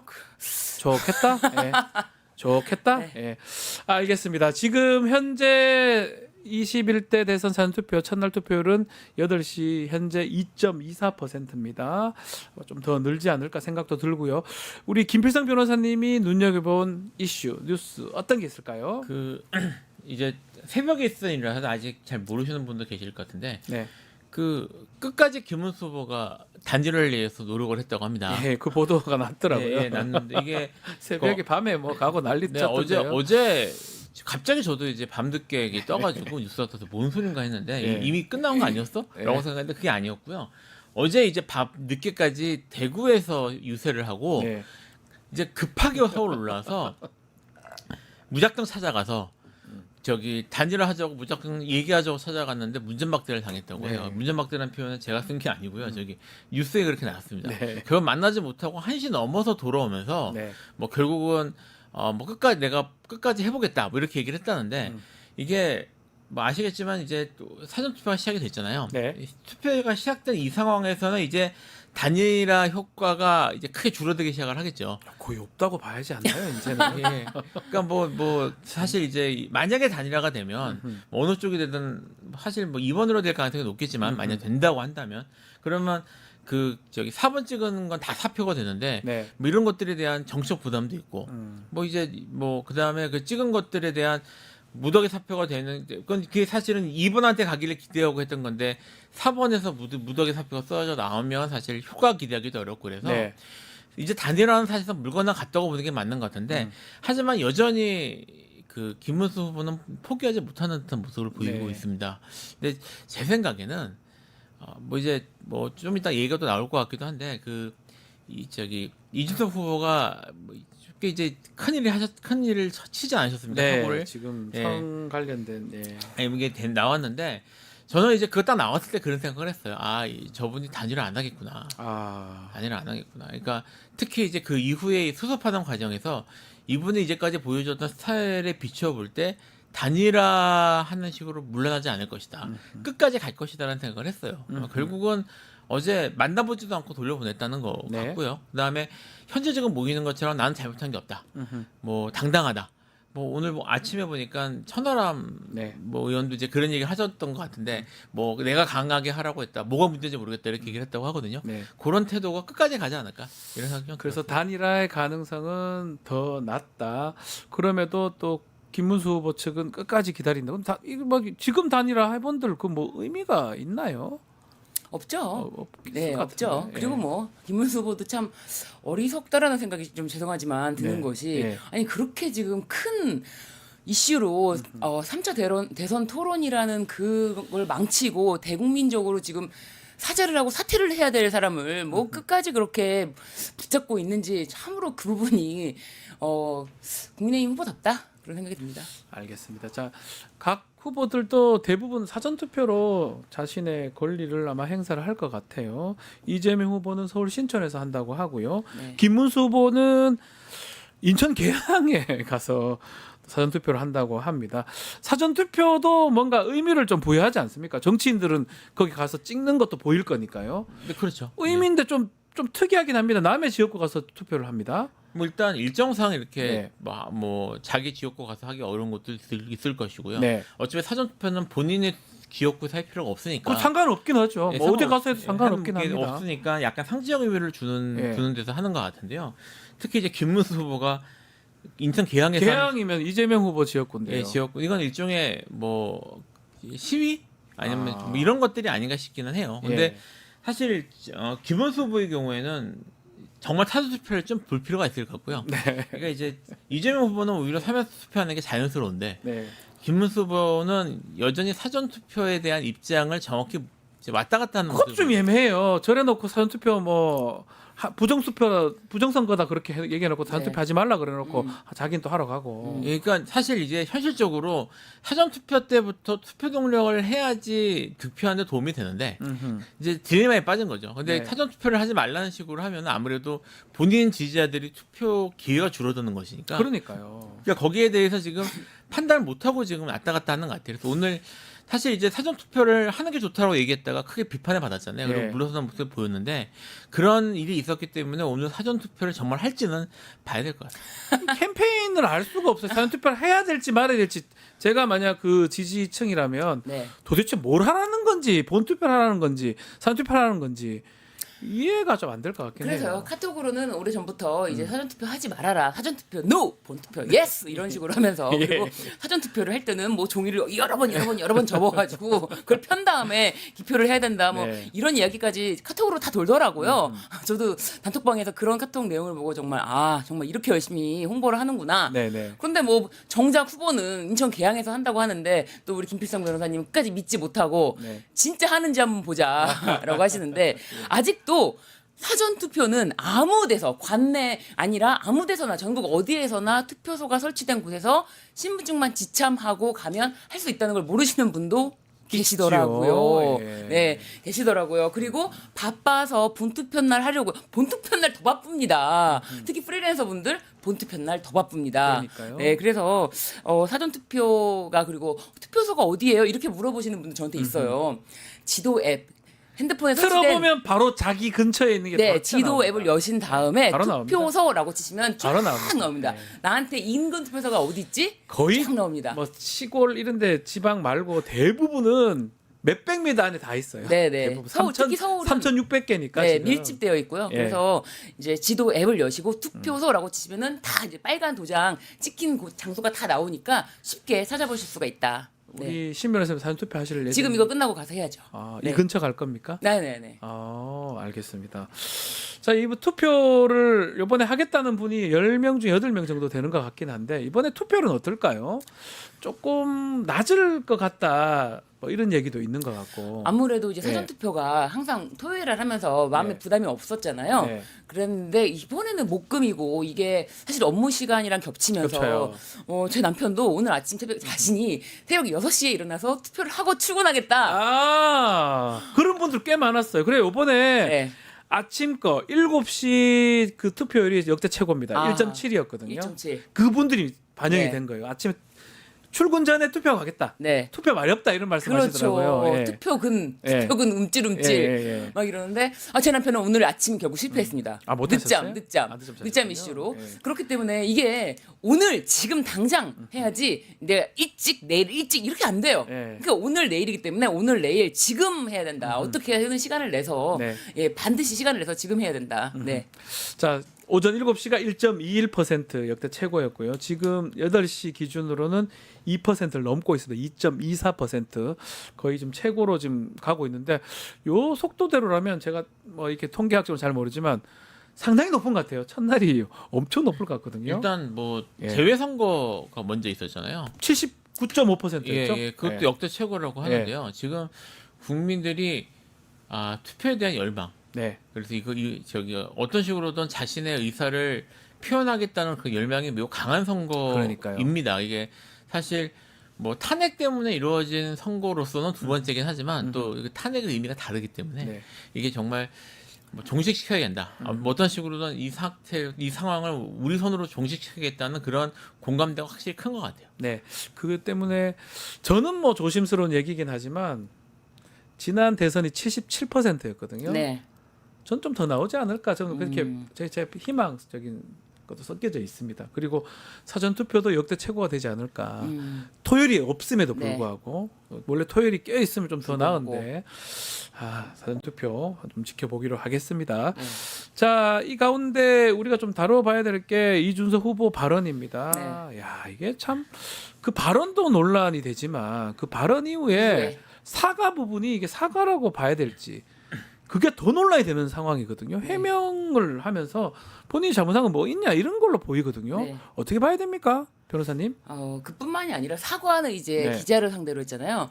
그리고 또 밤에 저녁 무렵 한 늦은 시간에 또 자신의 SNS에 글을 올리면서 또 뭔가 네. 글쎄요, 이거는 또 오인시킬 수 있는 발언들을 또 SNS를 통해서 전파하면서 해석하고 있는 것 같아요. 자신의 잘못을 다시 사과했던 그 부분을 다시 한번 수정하면서 자신은 잘못 없다 뭐 네. 이런 식으로 이제 또 입장을 취했는데 저는 이거는 진짜 이 사회에서 네. 퇴출돼야 된다. 뭐 정계 은퇴 이런 얘기 하시는데 저는 이자의 정치적 기반은 방송입니다. 네. 방송 오로지 방송이라고 봐요. 지금까지 나와서 했던 뭐 어떤 게 정치적 자산이 있습니까? 오로지 방송이었고 자신의 말로 먹고 살았다라고 보여지는데 방송계에서는 엄중하게 이 사건에 대해서 퇴출을 해야 된다. 그래서 지금 오늘 아침 신문에 이준석 발언은 계획된 혐오다. 계획된 인권위의 혐오다. 예. 진정이 뭐 10차례 정도 지금 입건이 됐다고 하는데요. 네. 이건 진짜 계획된 발언이었고요. 이거는 자신의 준비된 질문이었습니다. 네. 그렇기 때문에 여기에 대해서는 어떤 식으로든지 자기가 빠져나갈 수가 없음에도 불구하고 그 후의 태도까지 말씀해 주셨지만 그 후의 태도가 더 이거를 가지고도 전혀 아무런 문제의식을 못 느끼는구나 이자는 막 네. 이런 생각이 들고 자기가 더 어떻게 순화해서 표현을 하냐 이렇게 말을 하는데 하지 말아야죠. 하지 말아야죠. 하지 말아야 될 거를. 그거 할 것 같으면 아무거나 다 긁고 와가지고 다 얘기할 수 있는 그러니까요. 거잖아요. 아무런 근거도 없고 아무런 뭐 조금의 어떤 진짜 근거가 없는 거를 네. 무차별적으로 그렇게 방송에서 말을 해버리는 자체가 정말 다시는 이 네. 사회에서 얼굴을 들고 다닐 수 없도록 했으면 좋겠다. 그런 생각이 정말 강하게 들고요. 뭐 정계 은퇴, 국회의원 제명 이거는 정말 추진해야 되는 거 아닌가? 올라가 있다고 제가 네. 알고 있는데 강하게 해야 된다. 이준석 후보가 캠프도 지금 알았던 것 같아요. 이 캠페인. 저는 사실 하면서. 이 이준석 후보에 대해서 뭐 그동안에 뭐 과방위에서 뭐 국힘에서는 더 말도 안 되는 소리를 하기 때문에 이준석은 그렇게 튀는 말을 안 했다라고 하는데 그런 거에 속으면 안 된다. 이 자의 본질은 바로 여기 있다. 이거를 좀 확실하게 좀 다 인식을 했으면 좋겠습니다. 네. 네. 이거 지금 이런 여파를 몰랐다 해도 문제인 거고요. 조금만 생각해봐도 저게 대선 토론 과정에서 저 말도 안 되는 얘기를 저 질문을 한다는 게 준비된 질문 같거든요. 준비된 질문이죠. 지금 맥락상 예. 이게 말실수로 나온 것도 아니고요. 예. 지금 본인이 질문해야 될 상황에서 뜬금없이 나온 한 질문이기 거예요. 때문에 맞아요. 준비해 온 게 질문. 맞습니다. 그리고 이걸 왜 했을까요? 그걸 모르나요? 저렇게 파장이 클지. 나름 엄청 세심하게 계산한 공격이었던 것 같아요. 세심한 공격이다. 이게 왜냐면 이게 딱 그거 저는 사실 그 이제 클립을 저는 그날 그 폰을 못 봐가지고 나중에 편집한 걸 그것만 딱 짜는 걸 네. 봤는데 질문을 갑자기 권영국 후보한테 이거를 맞습니다. 갑자기 했거든요. 예. 근데 하면서 이게 누구 얘기인지를 얘기하지 않고 질문을 했습니다. 맞아요. 사람 뭐 특정하지 않고 특정 안 치고 한 근데 얘기합니다. 이게 이제 저도 사실은 이게 시끄러워질 때까지 그 이른바 그 가세현에서 나왔던 얘기를 네. 하는데 뭐 이제 어떤 곳인지는 이미지가 충분히 다 알려져 있는 곳이고요. 거기서 나온 거기서 그런 얘기가 나왔던 것도 저는 몰랐고 처음 봤어요. 처음 들었어요. 권영국 후보도 아마 몰랐을 거예요. 몰랐으니까 답변 못했어요. 너무 그렇게 당황해가지고. 당황해서 못했다는 예. 건데 이게 그 이재명 후보를 저격한 건데 이재명 후보한테 뭐 당신 아들이 어쩌고 이런 식으로 저격을 했으면 허위 사실이나 이런 것들이 특정해서 나갈 수 있으니까 맞아요.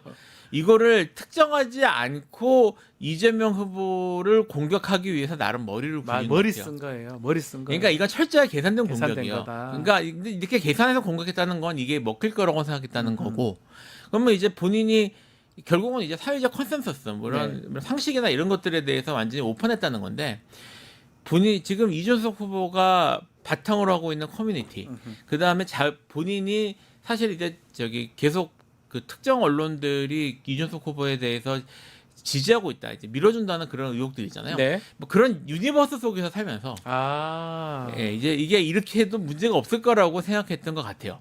거기다 이제 이준석 후보가 본인이 매우 토론을 잘하고 이제 이런 걸 잘한다고 계속 주장을 하고 그렇게 믿고 그런 있겠죠. 식으로 예. 믿고 있고 그다음에 그런 식으로 생각하는 사람들도 있는데 사실 이준석 후보의 토론 방식이라고 하는 게 그게 이제 정상적인 방식의 토론이 아니거든요. 그러니까 이런 식으로 사람들을 그러니까 건드리고 말꼬리를 잡고 그리고 논점을 흐려가면서 맞아요. 그러면 사람들을 이렇게 당황하게 만들어서 하는 방식인데 그리고 본인이 프레임 딱 만들어서 그거잖아요. 그러면 그 얘기 못하면 그래서 당신 잘못된 것입니다. 뭐 이런 식으로 나가요. 이게 그런 식으로 나가는 건데 제가 이제- 많이 당해봐서 예. 그런 식으로 예, 그런 식으로 네. 이거를 만들어서 자기가 이게 될 거라고 생각했던 것 같아요. 네. 근데 그런 이제 사실 솔직히 말씀드리면 정말 이제 진지하게 토론을 해서 붙는 상황이 이제 싸우는 상황이 되면 토론하는 상황이 되면 그런 것들은 전문가나 아니면 컨텐츠가 있는 사람 중에 쉽게 날아가거든요. 그렇죠. 맞습니다. 근데 특히 그것도 일반 토론도 아니고 대선 토론이고 그리고 다들 진짜 철저하게 준비해서 하는 그런 토론에서 그런 일을 했다는 것 자체가 이게 이준석이라는 사람의 수준을 보여주는 게 아닌가 뭐 이런 생각이 들었습니다.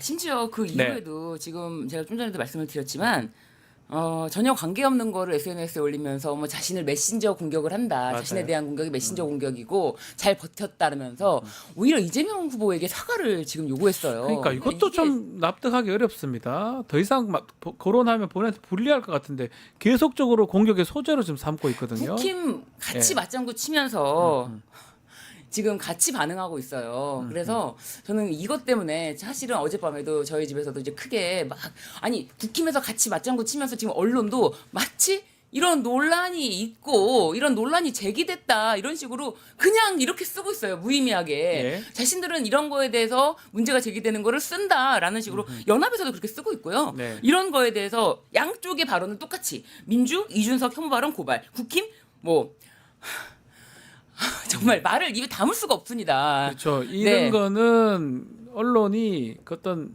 방향성을 잡고 좀 보도를 해야 돼요. 무슨 뭐 두 개 다 이쪽이 있으면 저쪽이 다 중계식 보도를 하는 건 사실 맞지 않죠. 지금 이렇게 중계식으로 보도를 하고 있는데 또 이준석 잘했다는 거예요, 뭐예요? 예, 그리고 이준석은 끝까지 그랬거든요. 어디까지나 검증이 필요하다고. 네. 본인에 대한 검증에 대해서는 잘 피해가면서 그러니까요. 뉴스타파에서 그렇게 본인에 대한 질문에 대한 것도 답변을 못하고 못하는 뉴스타파에서 주제에. 뭐 답변하는 건 자기가 SNS에 했습니다. 라고 하면서 피해가고 뉴스타파 기자에 대해서 막 질문을 막고 그런 모습을 보여놓고 뭘 검증을 더 자신에 대한 검증이나 똑바로 하십시오, 진짜. 자, 지금 이제 이 발언이 앞으로 어떻게 작동할까? 지금 여론조사 공표 금지 기간이니까 어떤 효과, 어떤 후폭풍이 있는지는 확인은 못합니다. 나중에 선거가 끝나봐야 알 것 같은데 어떻게 예측을 하십니까? 뭐 일단 이준석 후보에 대해서는 치명적인 그런 타격이 네. 될 것 같고요. 이제 문제는 이제 그 타격이 간 것이 그 누가 이제 반사이익을 볼 것인가, 반사이익을 볼 사람이 있을 것인가에 사실은 더 중요한 문제가 되는데요. 네. 김문수 후보가 크게 반사이익을 받을 것 같지는 않아요. 김문수 후보는 네. 이제 지금 그 이준석 후보가 특히 뒤로 가면서 10% 가까운 지금 지지율을 받고 있는데 네. 왜 뭘로 받았을까? 왜 받는가에 대한 논란들이 분석들이 좀 있었거든요. 근데 네. 제가 이제 맞다고 생각하는 게 뭐냐면 양쪽이 다 마음에 안 드는 사람들. 그러니까 이제 양당의 큰 후보 양당의 이제 주요 후보가 마음에 안 드는 사람들이 군 후보 쪽으로 몰리게 되는데 사실 진보 진영 쪽에서 마음에 안 들면 권영국 후보라는 훌륭한 대안이 있습니다. 네. 뭐 이제 권영국 후보가 실제로 그런 식으로 뭐 최근에 전역 후보들 지지율이 꽤 올랐는데 네. 물론 뭐 워낙 낮았기 때문에 네. 큰 차이는 없긴 하지만다만 네. 그래도 퍼센티지로 많이 올랐거든요. 네.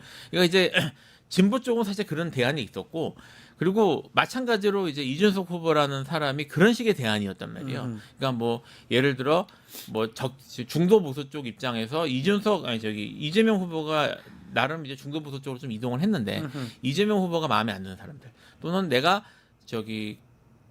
보수 쪽 지지를 하지만 내란 세력은 찍을 수 없다. 이런 사람들에 대한 지지가 이제 몰리면서 올라갔는데 지금 그렇게 되면 그 사람들이 다시 김문수 후보를 찍을 가능성은 제가 봐서는 높진 않을 것 높지 같아요. 않을 것이다. 예, 그리고 선택했던 사람들은 그렇겠죠. 그래서 예. 예, 아예 그냥 투표를 포기할 가능성이 높아질 것 같고 뭐 그런 의미로 뭐 이건 뭐 진짜 어디까지 제 생각이지만 그래서 이제 특히 이제 보수 성향이 강한 쪽에서는 뭐 이제 또 지방이나 이런 쪽에서는 투표율이 좀 떨어질 가능성이 있지 않을까 이런 생각도 조금. 자, 지금 뭐 마지막 변수는 이제 그 샤이 보수 이 말이 좀 맞는지 그렇죠. 모르겠지만 그런 게 있을까 하는 거예요. 막판 예, 보수 결집, 네네. 보수 결집, 네. 뭐 대구 경북이나 네, 뭐 부울경 그렇죠. 지역이나 가능성이 있는 겁니까? 어떻게 보십니까? 저는 보수 결집은 항상 일어나고 그 막판에 분위기가 너무 뭐 민주당에서 좋다라고 했던 할수록 특히나 뭐 진짜 말씀하신 것처럼 TK, PK에서는 야 이러다가 큰일 난다라는 생각으로 완전히 또 기대했던 거와는 상황이 또 반전되는 진짜 모든 분들이 다 나라를 국의 마음으로 나가시는지 네. 다 나가셔서 정말 교통이 불편한 곳에 사시는 분들도 그날만큼은 어떻게든 다들 나가셔서 열심히 투표를 하시기 때문에 이거는 상수라고 봐야 됩니다. 아, 결국 해보면 그렇게 차이가 안 날 것이다 이렇게 보시는 거군요. 보수가 결집하기 때문에. 네, 저는 상수라고 봐서 굉장히 올라간다라고 보여지고요. 아, 진짜 이 선거의 규정이 뭐 마지막에 이준석이라는 후보가 정말 말도 안 되게 이제 발언을 통해서 혼탁하게 만들었지만 네. 어디까지나 내란 종식에 대한 심판이다. 내란에 대한 이 내란이라는 게 얼마나 진짜 12월 3일부터 이제 6월 3일까지 정말 딱 6개월인데요. 네. 야, 이게 저는 하나의 통으로 하나로 느껴져요. 아, 6개월이네요. 예, 정말 하나로 느껴지고 이게 계절이 바뀌었지 않습니까? 한 겨울에서 막 여름 눈보라, 왔어요. 예, 이제 여름이 이제 오고 있는데 눈보라가 치고 막 모든 게 하나로 예. 통으로 느껴질 정도로 이게 지금 순간이 이제 막판으로 가고 있는데 다음 주 6월 3일이 되고 결과가 나올 때까지 막판까지 정말 우리가 염원하는 내란 종식이라는 게 이 선거를 통해서 실현하지 않으면 이루어지지 않는다. 한덕수가 그렇게 헌재에 나와서도 정말 자신은 개헌 포고령을 자기 사무실 가서 봤다 이런 말을 하는 것이 네. 완전 CCTV에서 반대로 이제 다 드러났죠. 거짓말이라는 게 이제 드러나는 마당에 저런 사람들이 무슨 공직자입니까? 네. 이 내란 종식을 위해서는 확실하게 우리가 한 표를 행사해야지만 끝난다. 이거 그냥 누가 이기든지 누가 대통령이 되든지 이게 문제가 아니라는 거. 그걸 확실하게 보여줘야 된다라는 말씀 드리고 싶습니다. 어떻습니까? 마지막까지 한 표 한 표 중요하다 이 그렇죠. 말씀하시네요. 중요하고요. 예. 저 보수 결집은 말씀하신 것처럼 예상이 항상 일어나는 거의 다 뭐 매번 있었지 이런, 않습니까? 예. 지난 총선 때도 보면 부산 지역이 결국은 한석이 민주당이어서 네. 나머지는 다 또 네. 국민의힘이었거든요. 그거 근데- 마찬가지 아니겠습니까? 근데 이제 저는 지금 지지율이 네. 크게 차이가 없을 거라는 생각은 조금 듭니다. 이유가 네. 뭐냐면 보수 결집이 이미 마지막 여론조사 부분은 이미 일어났어요. 그러니까 그거 아시겠지만 지지율 차이가 줄어들기 시작을 했잖아요. 그게 보수 쪽에서도 지금 워낙 이렇게 원사이드하게 좀 이렇게 기울어 있으니까 보수 결집이 좀 일찍 일어났던 것 같고요. 네. 실제로 여론조사나 이런 데 물어보면은 보수 지지한다는 쪽 퍼센티지가 늘어나 있었거든요. 그러니까 이제 여론조사 표집할 때 네. 그 표본에서 적극적으로 나서서 그 여론조사에 참여한다는 거는 그만큼 투표할 가능성이 높다는 얘기라서 그렇죠. 그래서 저는 그 현상이 이제 보수 결집이 시작되는 상황이었다고 보는데 그게 이제 지금 여론조사 공표 기간 되기 직전에 꺾였어요. 그래서 지금 물론 이제 뭐 꺾였다고 하더라도 이게 확 떨어지고 하지는 않겠지만 지금 보수 결집 부분까지 어느 정도 반영된 조사가 나와 있는 게 아닌가. 그래서 그런 측면에서는 큰 차이가 없을 수 있겠다. 네. 하지만 보수는 분명히 결집된 상태로 갈 것이기 때문에 지금 내란 종식을 원하시는 분들도 결집해야지 살 수 있다. 네. 저는 결집하라. 그냥- 결집하라. 결집하는 거 딱 하나예요. 네. 내 권리를 행사하면 됩니다. 네. 모든 권력은 국민으로부터 나온다. 헌법 1조 아니겠습니까? 이게 투표권이에요. 투표권. 맞잖아요. 네, 맞습니다. 해야 돼요. 그래서. 네. 저는 역대 최고 투표를 얻은 박근혜 51.56인가요? 51.56인가요? 그 정도보다 정말 52%만 나오면 좋겠다. 네. 그렇게 바라고 있습니다. 그렇게 생각을 하고 계시군요. 네. 자, 이제 다음 주 이 시간이 되면 새 정부, 새 네. 대통령의 어떤 모습을 보면서 저희가 또 방송을 할 것 같은데 어떤 기대를 갖고 계시는지요? 새 정부 해야 될 건 많은 것 같아요. 뭐 안 그래도 어제 이제 네. 제가 아는 분하고 얘기를 했는데 이제 새 정부 들어서면 큰일이다. 아, 너무 할 일이 너무 많아요. 네, 그 불쌍하다 사실. 이렇게 힘든 정부가 있었나 싶을 정도로요. 예. 그만큼 잘해주셔야 될 것 같고요. 네. 잘해주셔야 될 것 같고 국민들이 뭐 이제 지금 내란 얘기 계속 합니다만 뭐 내란도 내란이지만 정말 이제 우리나라가 기로에 섰어요. 네. 그 지금 이제 여기서 경제를 결국은 이제 장기 불황으로 또 빠지느냐 아니면 한 번 더 치고 올라가느냐라는 그런 기회에 섰는데 제가 어제 만난 분이 그 금융 이쪽 전문가신데 그 아직은 기회가 있다 우리가 지금 이제 바뀐 정부가 초반에 잘하면 네. 그러면 떨치고 우리도 할 수 있는 기회가 있다라는 그런 내 결론이 같이 이제 의견했거든요. 지금 이제 들어온 정부가 초반에 정말 잘하시는 게 중요하고요. 네. 그리고 이 내란을 종식시키고 제발 그 나라를 이 우리나라가 다시 한번 도약할 수 있도록 해주셨으면 네. 좋겠습니다. 진짜. 뭐 기도합십니까?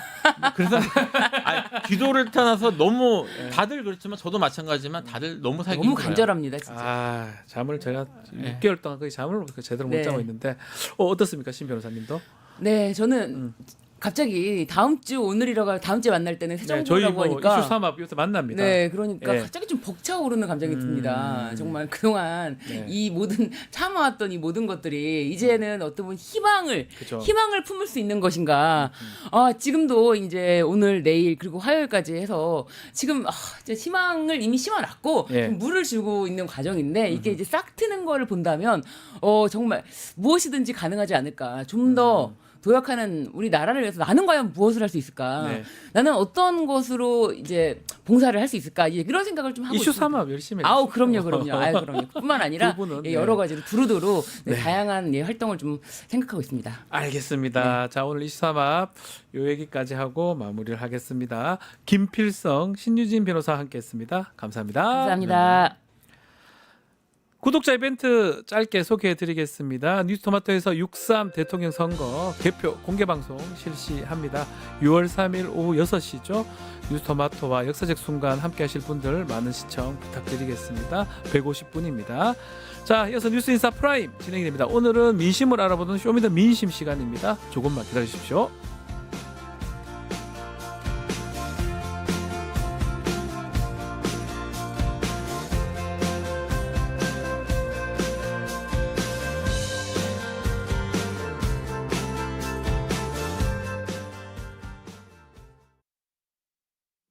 뉴스토마토 대선 특집 내란 끝장쇼.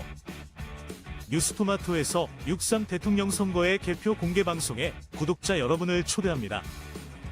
내란 속의 윤석열의 파면으로 헌정 사상 최초의 6월 장미 대선이 펼쳐지는 가운데 과연 21대 대통령은 누가 될 것인가?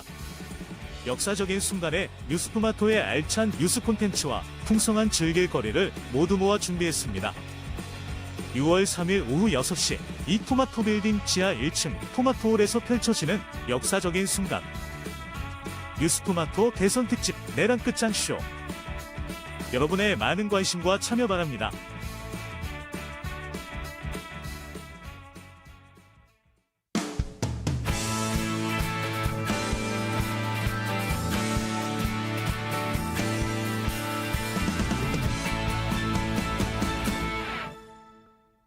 한 발 더 들어가는 고품격 시사대담 뉴스 인사 프라임 시작합니다. 매주 목요일 민심을 들어보는 쇼미더 민심 코너입니다. 윤희웅 대표님, 박영식 정치시사 에디터 두 분 함께합니다. 안녕하십니까? 자, 먼저 개요 짧게 소개해드리겠습니다. 뉴스토마토 의뢰로 지난 26일부터 27일까지 이틀간 만 18세 이상 전국 성인 남녀 1,039명 대상으로 실시했으며 표본 오차 95%, 신뢰 수준이 플러스 마이너스 3.0%포인트입니다. 무선 전화 방식이고요. 자, 응답률이 6.3%로 집계가 됐습니다. 자, 여론조사 오늘 표집 선양부터 먼저 살펴볼까요? 네. 박영식 에디터. 네, 이번 조사의 표집 성향은 보수가 360명, 중도가 388명, 네. 진보가 291명인데요. 여타 이제 여론조사에서 두드러지는 좀 특성이긴 합니다만은 최근까지 있었던 여론조사에서 뭐 이른바 이제 보수 과표집 이런 네. 표현들도 많이 합니다만은 뭐 아주 특정적으로 이렇게 결과가 좀 튀게 나올 만한 보수 과표집까지는 볼 수 없겠지만 이번 조사에서도 보수가 진보보다 70명 정도가 더 많은 지금 표집 성향 분포를 보이고 이 있습니다. 표집 성향을 지금 알려드리는 건 뭐냐면 그거 감안하고 이제 보라는 건데 최근에 보면 대표님 좀 보수가 조금 더 잡히는 경향이 있는 것 같습니다. 이 조사들 보면 대체적으로 예. 원래 보수 성향이 좀 더 많긴 하죠. 많긴 합니다. 많긴 한데 근데 지금은 좀 더 많은 거죠. 더 잡히죠. 어떨 때 이제 좀 결과가 좀 이상하다면 더 많이 높을 때가 잡힐 때도 있는 있어요. 경우가 있는데 예.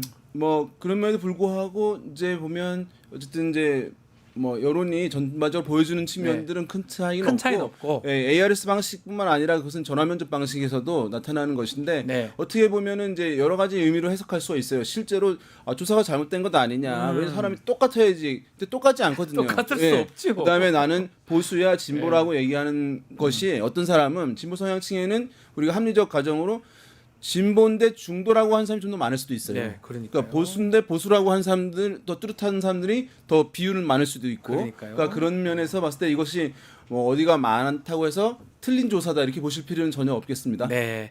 자, 사자 가상 대결 붙여봤습니다. 21대 대통령 선거에서 누구를 뽑을지 이재명, 김문수, 이준석, 권영구 후보 어떤 결과가 나왔습니까? 네, 이재명 후보가 48.6%, 김문수 후보가 38.5%, 이준석 후보가 10.1%, 권영국 후보가 1.2%, 그 외 다른 후보 없음 잘 모름은 1% 미만으로 지금 나와서 어느 정도 지금 자신이 거의 다 정해졌네요. 예, 지지하는 후보가 선택이 됐다라고 봐야 될 것 같고요. 예. 지난 조사 대비 이재명 후보가 전체적으로 봤을 때 마이너스 3.3%가 됐습니다. 더 네. 빠졌고 김문수 후보가 0.8% 올랐고 이준석 후보가 2.9%, 권영국 후보가 0.5% 올랐습니다. 지역별로 보면 대구 경북을 제외하고 전 지역에서 물론 이재명 후보가 우위합니다마는 지역별로 약간의 편차가 김문수, 이준석 후보에게도 보이고요. 다만 연령별로 보면 이준석 후보가 20, 30대 연령층에서 그러네요. 상대적으로 높은 지지율, 각각 20대가 28.1%, 30대가 19%의 상대적으로는 높은 지지율을 보이고 있다. 이렇게 정리를 할 수 있겠습니다. 자, 서울 PK 지역이 눈여겨봐야 될 것 같은데 그 PK 서울 다 이재명, 김문수 후보가 팽팽하게 되어 있네요. 네, 이게 이제 실제로 어떤 조사들에서는 뭐 서울 지역에서 김문수 후보가 이재명 후보를 앞선다. 그런 이제 것도 이런 있어요? 조사 결과들 나와서 이제 보도가 크게 되기도 하는데 실제로 그런지에 대해서는 이제 불확실한 부분이 있어요. 왜냐하면은 되게 이제 자동응답 방식으로 진행이 됐을 때 정말 많이 말씀드렸지만 굉장히 이제 어떤 관심도 높은 분들이 있는 경우에 그렇죠. 네, 조사 방식인데요. 그런 경우에 이제 나타나는 현상이에요. 그래서 일반적으로 좀 서울에서 중도층들이 있는 것이니까 포함해서 한 조사 결과들을 봤을 때는 여전히 전체 결과와 유사하게 이제 이재명 후보가 김문수 후보에 비해서 서울에서도 우세한 흐름들 나오는 경우들이 있기 때문에 이런 조사들도 이제 있구나라는 정도를 파악하시면 되고 서울에서 정말 넘어갔는가라고 이제 생각하실 필요는 전혀 없겠습니다. 이 적극 투표층 응답 결과도 좀 보면 이재명 51.3, 김문수 36.7입니다. 요거는 이재명 후보 측이 좀 더 적극적으로 투표장에 나온다 이렇게 해석해도 되는 겁니까? 네, 저도 지금 그렇게 보고 있습니다. 뭐 특히 뭐 이 적극 투표층에 대한 응답 결과가 대다수의 여론조사에서 이재명 후보를 지지하는 분들이 더 높게, 훨씬 높게 나타나긴 하거든요. 뭐 물론 이유를 찾아본다면 우리가 일단 이번 선거의 시대 정신이라는 게 어쨌든 윤석열의 파면 이후에 있는 내란 진압과 내란 종식이라는 어떤 시대 정신에 공감하시는 분들이 많기 때문에 이번엔 반드시 투표를 해가지고 나의 주권을 행사하고 나의 권리를 행사해서 다음에 차기 정부를 내 손으로 뽑겠다. 그리고 실제 내란 특검이나 이런 것들을 통해서 진압을 해야 되겠다라는 그런 의지가 반영됐다라는 걸로 보이고요. 두 번째는 이제 최근의 상황을 두고 봤을 때 민주 진보 진영, 이른바 이제 이재명 후보를 지지하는 분들의 역결집 상황도 일어나고 있다고 봐야 되겠습니다. 네. 왜냐하면 세 번의 TV 토론에서 펼쳐졌던 여러 가지 장면들이 네거티브 공방이라고 어쨌든 뭐 물론 언론들은 표현을 하고 있습니다만 3차까지 보신 분들이라면 정말 네거티브와 마타도어가 어느 쪽으로부터 시작되고 있는지 어느 정도 평가는 좀 끝난 것 같거든요. 네. 특히 반복적으로 지속적으로 네거티브를 하는 쪽은 김문수 후보나 이준석 후보가 해당 어떤 주제, 뭐 외교 안보와는 좀 상관없는 좀 다른 얘기예요. 개인적인 뭐 과거 서사나 이런 것들을 꺼내와서 공격을 하는 경우가 많기 때문에 거기에 대한 어떤 반감 때문에 역결집 또한 일어나고 있기 때문에 반드시 이번에 투표를 하겠다라는 의지는 이재명 후보를 지지하는 쪽이 더 크다고 보는 분석들이 많은 것 같아요. 지금 토론회에 말씀을 했는데 특히 3차 토론회 토론회가 참 여러 가지 논란이 좀 많습니다. 이 3차 토론회가 이 지지율에 미칠 영향이 좀 있을까요? 뭐 우리가 지금 여론조사 공표 금지 기간이니까 뭐 확인할 방법은 사실 없지만요. 논란이 이제 이슈가 됐기 네. 때문에 뭐 변동성은 이제 있을 수 있다고 열어놓는 것이 맞긴 하겠습니다. 그리고 이제 어쨌든 이준석 후보가 굉장히 이제 집요하게 이재명 후보에 대한 공세를 했는데 맞아요.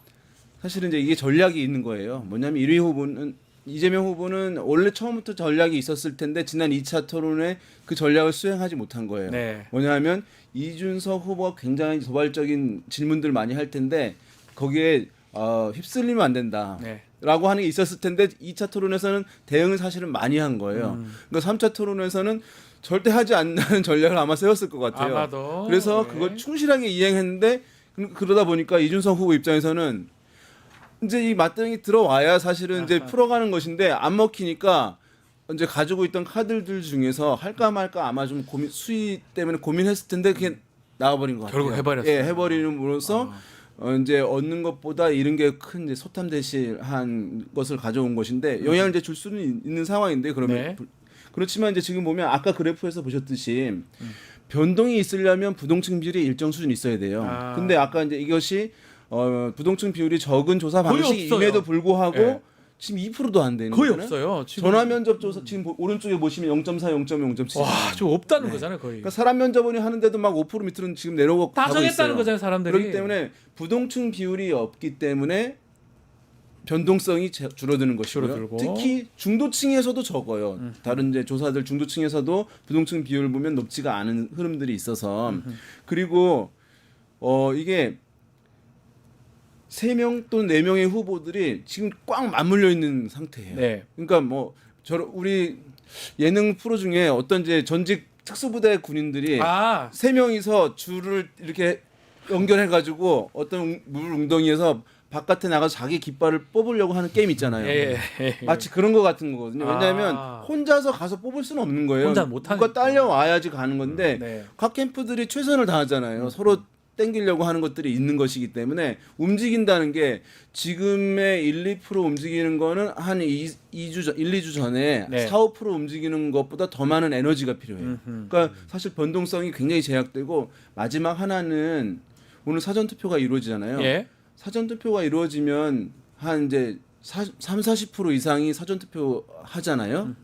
그럼 변동하려면 표 찍지 않은 유권자 후보가 있어야 되잖아요. 온전하게. 근데 절반 가까이 없어져 버리는 거예요. 사라져버리죠. 그럼 변동성이 더 줄어드는 것이거든요. 네. 그래서 이후에 뭐 여러 큰 이슈들이 이제 있을 수 있고 3차 TV 토론도 뭐 이제 타격 있고 어떤 부분은 수혜가 있을 수 있겠지만 이 흐름에서의 이제 변동성은 극히 제한될 수밖에 없습니다. 지금 우리 조사상으로는 10% 정도 나옵니다. 두 자릿수 이준석 후보. 근데 이 젓가락 이 발언 이게 어떻게 우리 뭐 대표님께서는 뭐 거의 정했기 때문에 좀 어렵다고 보는데 또 일각에서는 좀 더 줄어들 것 같다 이런 분석도 있는 것 제가 같습니다. 한번 그 말씀 예, 그 말씀해 주십시오. 이게 이제 원래 이준석 후보는 보세요. 이 두 자리 진입된 다음에 네. 막 쭉쭉 올라갈 것이다라고 보는 시각도 있었지만 그렇죠. 어려운 거예요. 왜냐면 지금 다 이제 꽉 맞물려 있는 상황이기 때문에 1, 2% 움직인다는 것이 쉬운 게 아닌 국면이거든요. 이걸 빼와야 되는데 빼올 데가 없어요. 다른 캠프도 최선을 다하잖아요. 다 하니까. 그러니까 예, 총 결집하고 그러니까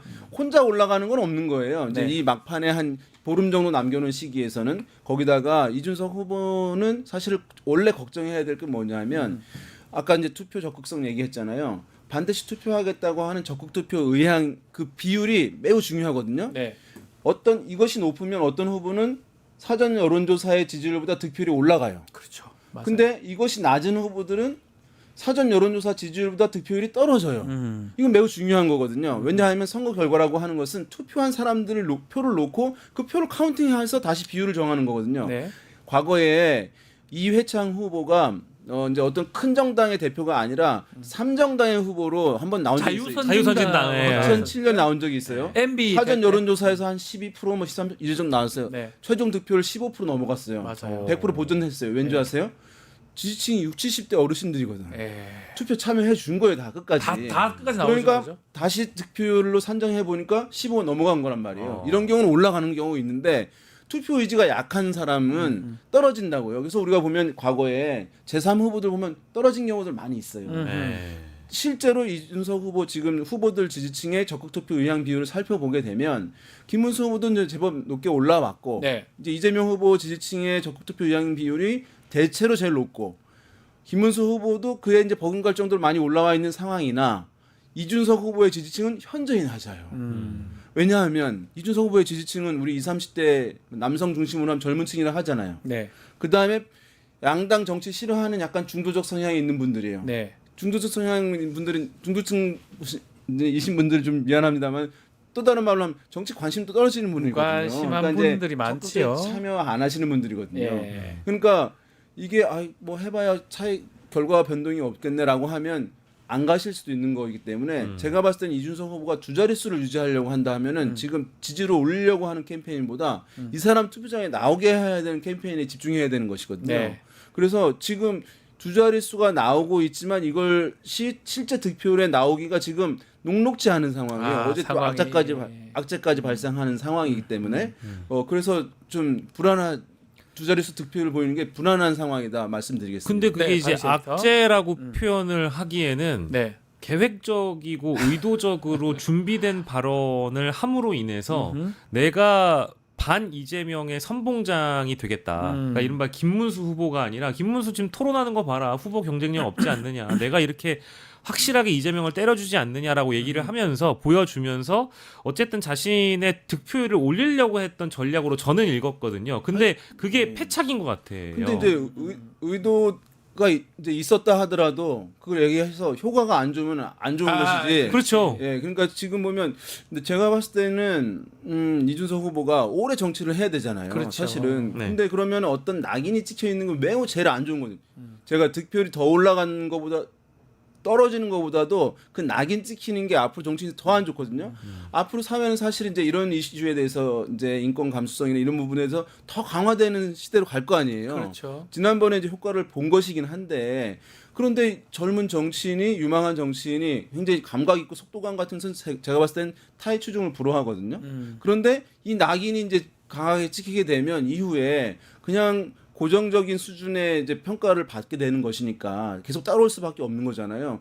그러면 사실은 이준석 후보 입장에서 봤을 때 길게 봤을 때 너무 이제 이른 게 이제 많은 선거 아니었겠냐. 어제까지 사실은 남성 위주로 해서 그거는 지난번 대선 같은 경우에 이제 이게 진보 뭐 40, 50대 진보 뭐 60, 70대 보수 한 상황에서 20, 30대도 대부분 진보 정당의 친화성이 있던 상황에서 이걸 갈라치면 나눠지게 되면 효과가 그때 있을 수 있는 거잖아요. 네. 근데 요것만 단독으로 할 수는 없는 거잖아요, 정치를. 효과가 적을 것이다. 굉장히 지금 답답하다라는 생각도 드실 그렇게 거고. 표현하신 근데 거예요. 만약에 그것을 참모들 중에 누가 있었다고 하면 다 제가 봤을 때는 다 말릴 거거든요. 네. 근데 그 토론 안의 준비가 좀 혼자 한 것 같아요. 그 내부의 분위기가 말리는 분위기보다는 이 전략이 주요할 거라고 그렇게 생각했던 것 생각해서 같아요. 그래요? 추진했을 그럴 거라고 것 저는 같아요. 보죠. 그러니까 이제 그 발언이 나왔다라고 해서 저도 잘 이해가 안 됩니다. 납득하기 어려우니까. 그래서 이게 뭐 어쨌든 그 효과를 노려서 그러니까 저는 김문수의 표를 가져오기 위한 전략으로 봤다라고 하면 이거 큰 패착이다.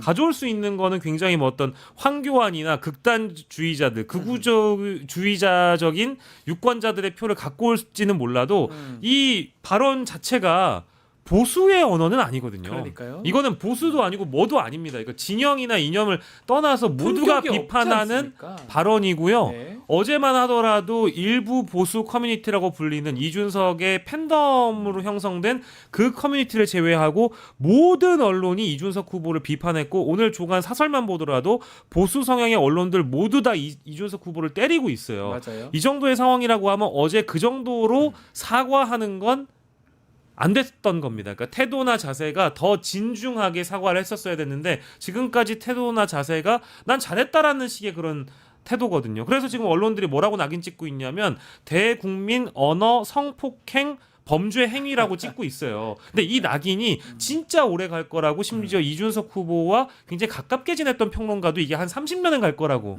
얘기를 하고 있거든요. 그러니까 이게 단기적인 문제가 아니고 이건 중장기적으로 이준석 후보가 과연 정치를 더 할 수 있을까 싶을 정도의 파급력이라서 그래서 지금 답답해가지고 전략을 왜 이렇게 짜졌을까 그런 말씀하시는 것 같아요. 환경에서 안 되더라도 그냥 두 자릿수 정도 얻으면은 굉장히 남는 장사를 그러니까 하는 왜 그랬다는 상황이거든요. 거예요. 근데 여기 사실은 이런 도발을 했을 때 한 1, 2% 올릴 수 있겠죠. 근데 그게 무슨 의미가 있습니까? 사실은 그러니까요. 당선하고 아무 상관이 없는 것인데 네. 지금 이 상황에서 꼭 누구를 무너뜨려 가지고 내가 당선이 되겠다라고 한다는 건 그야말로 그거는 이제 비합리적인 판단인 상황이잖아요. 그러면 어쨌든 대한민국 토론에서는 예리한 것보다는 품격 있는 걸 높이 쳐주는 문화거든요. 근데 그거를 이렇게 제가 봤을 때 그러니까 지금 이제 보면은 이준석 후보 지지층에 남성 말고 여성도 있긴 있어요. 있죠. 여성들도 이전에 비해서는 늘어난 부분이라고 볼 수 있거든요. 제가 봤을 때 그것까지도 이제 다 잃어버리네. 그러니까 어제 이제 탈당 릴레이가 움직임이 있었다거나 이래서 개혁신당 게시판이 닫히거나 이런 경우도 있었거든요. 그래서 아마 개혁신당과 이준석 후보 측이 이 윤희용 대표님을 모시지 않았기 때문에 이런 문제가 발생한 거다. 답답합니다. 한편은 1, 2차 때 너무 잘 먹힌 것에 대한 업된 부분이 좀 있었을 것 같은데 참 네.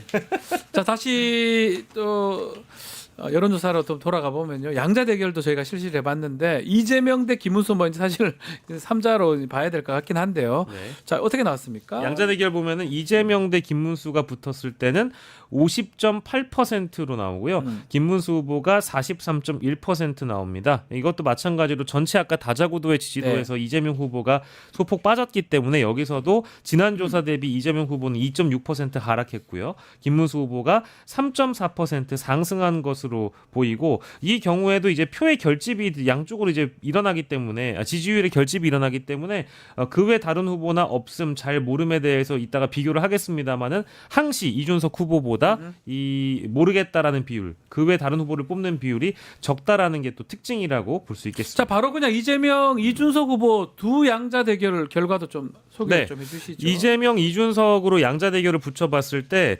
48.7%가 이재명 후보입니다.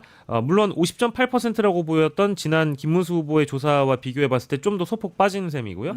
이준석 후보는 33.3%입니다. 그러니까 김문수 후보의 경우에는 이재명 후보가 붙었을 때 한 자릿수 차이로 좁혀지는데 이재명, 이준석의 경우에는 거의 이 조사에서는 15%가 넘는 차이를 그러네요. 보이고 있고요. 그 이유인즉슨 보면 이게 만약에 이제 단일화를 가정해 두고 양자 대결 조사를 하는 거니까요. 네. 그 외 다른 후보 없음 잘 모름의 비율이 김문수 후보로 붙여봤을 때보다도 훨씬 더 고배 가깝게 늘어난다라는 점, 이 포인트라고 볼 수 있겠습니다. 그러니까 국민의힘의 어떤 지지층 중에서 이준석 후보를 도저히 받아들일 수 없다고 하는 분들이 있는 거예요. 그렇죠. 저거 봤을 때는. 네, 그래서 네. 이것은 뭐 어떤 이유일지 모르겠지만은 어쨌든 많이 이제 악영향을 미쳤다라고 생각하시는 분들 이제 있었기 때문에 사실은 이제 이게 단일화가 됐다 하더라도 이런 이제 소신 있게 하시는 분들 같은 경우에는 적극적으로 지지를 안 했을 수 있는 것이니까 아무튼 지금 이제 의미가 없어지는 상황이죠. 지금 이제 단일화가 될 네. 가능성이 매우 낮기 때문에 이미 오늘 투표가 진행됐기 때문에 사실 그래도 마지막까지 하겠다라고 뭐 얘기를 하긴 하는데 막 거의는 의미는 없겠죠. 11시 반쯤에 10시 반인가 11시 반쯤에 네.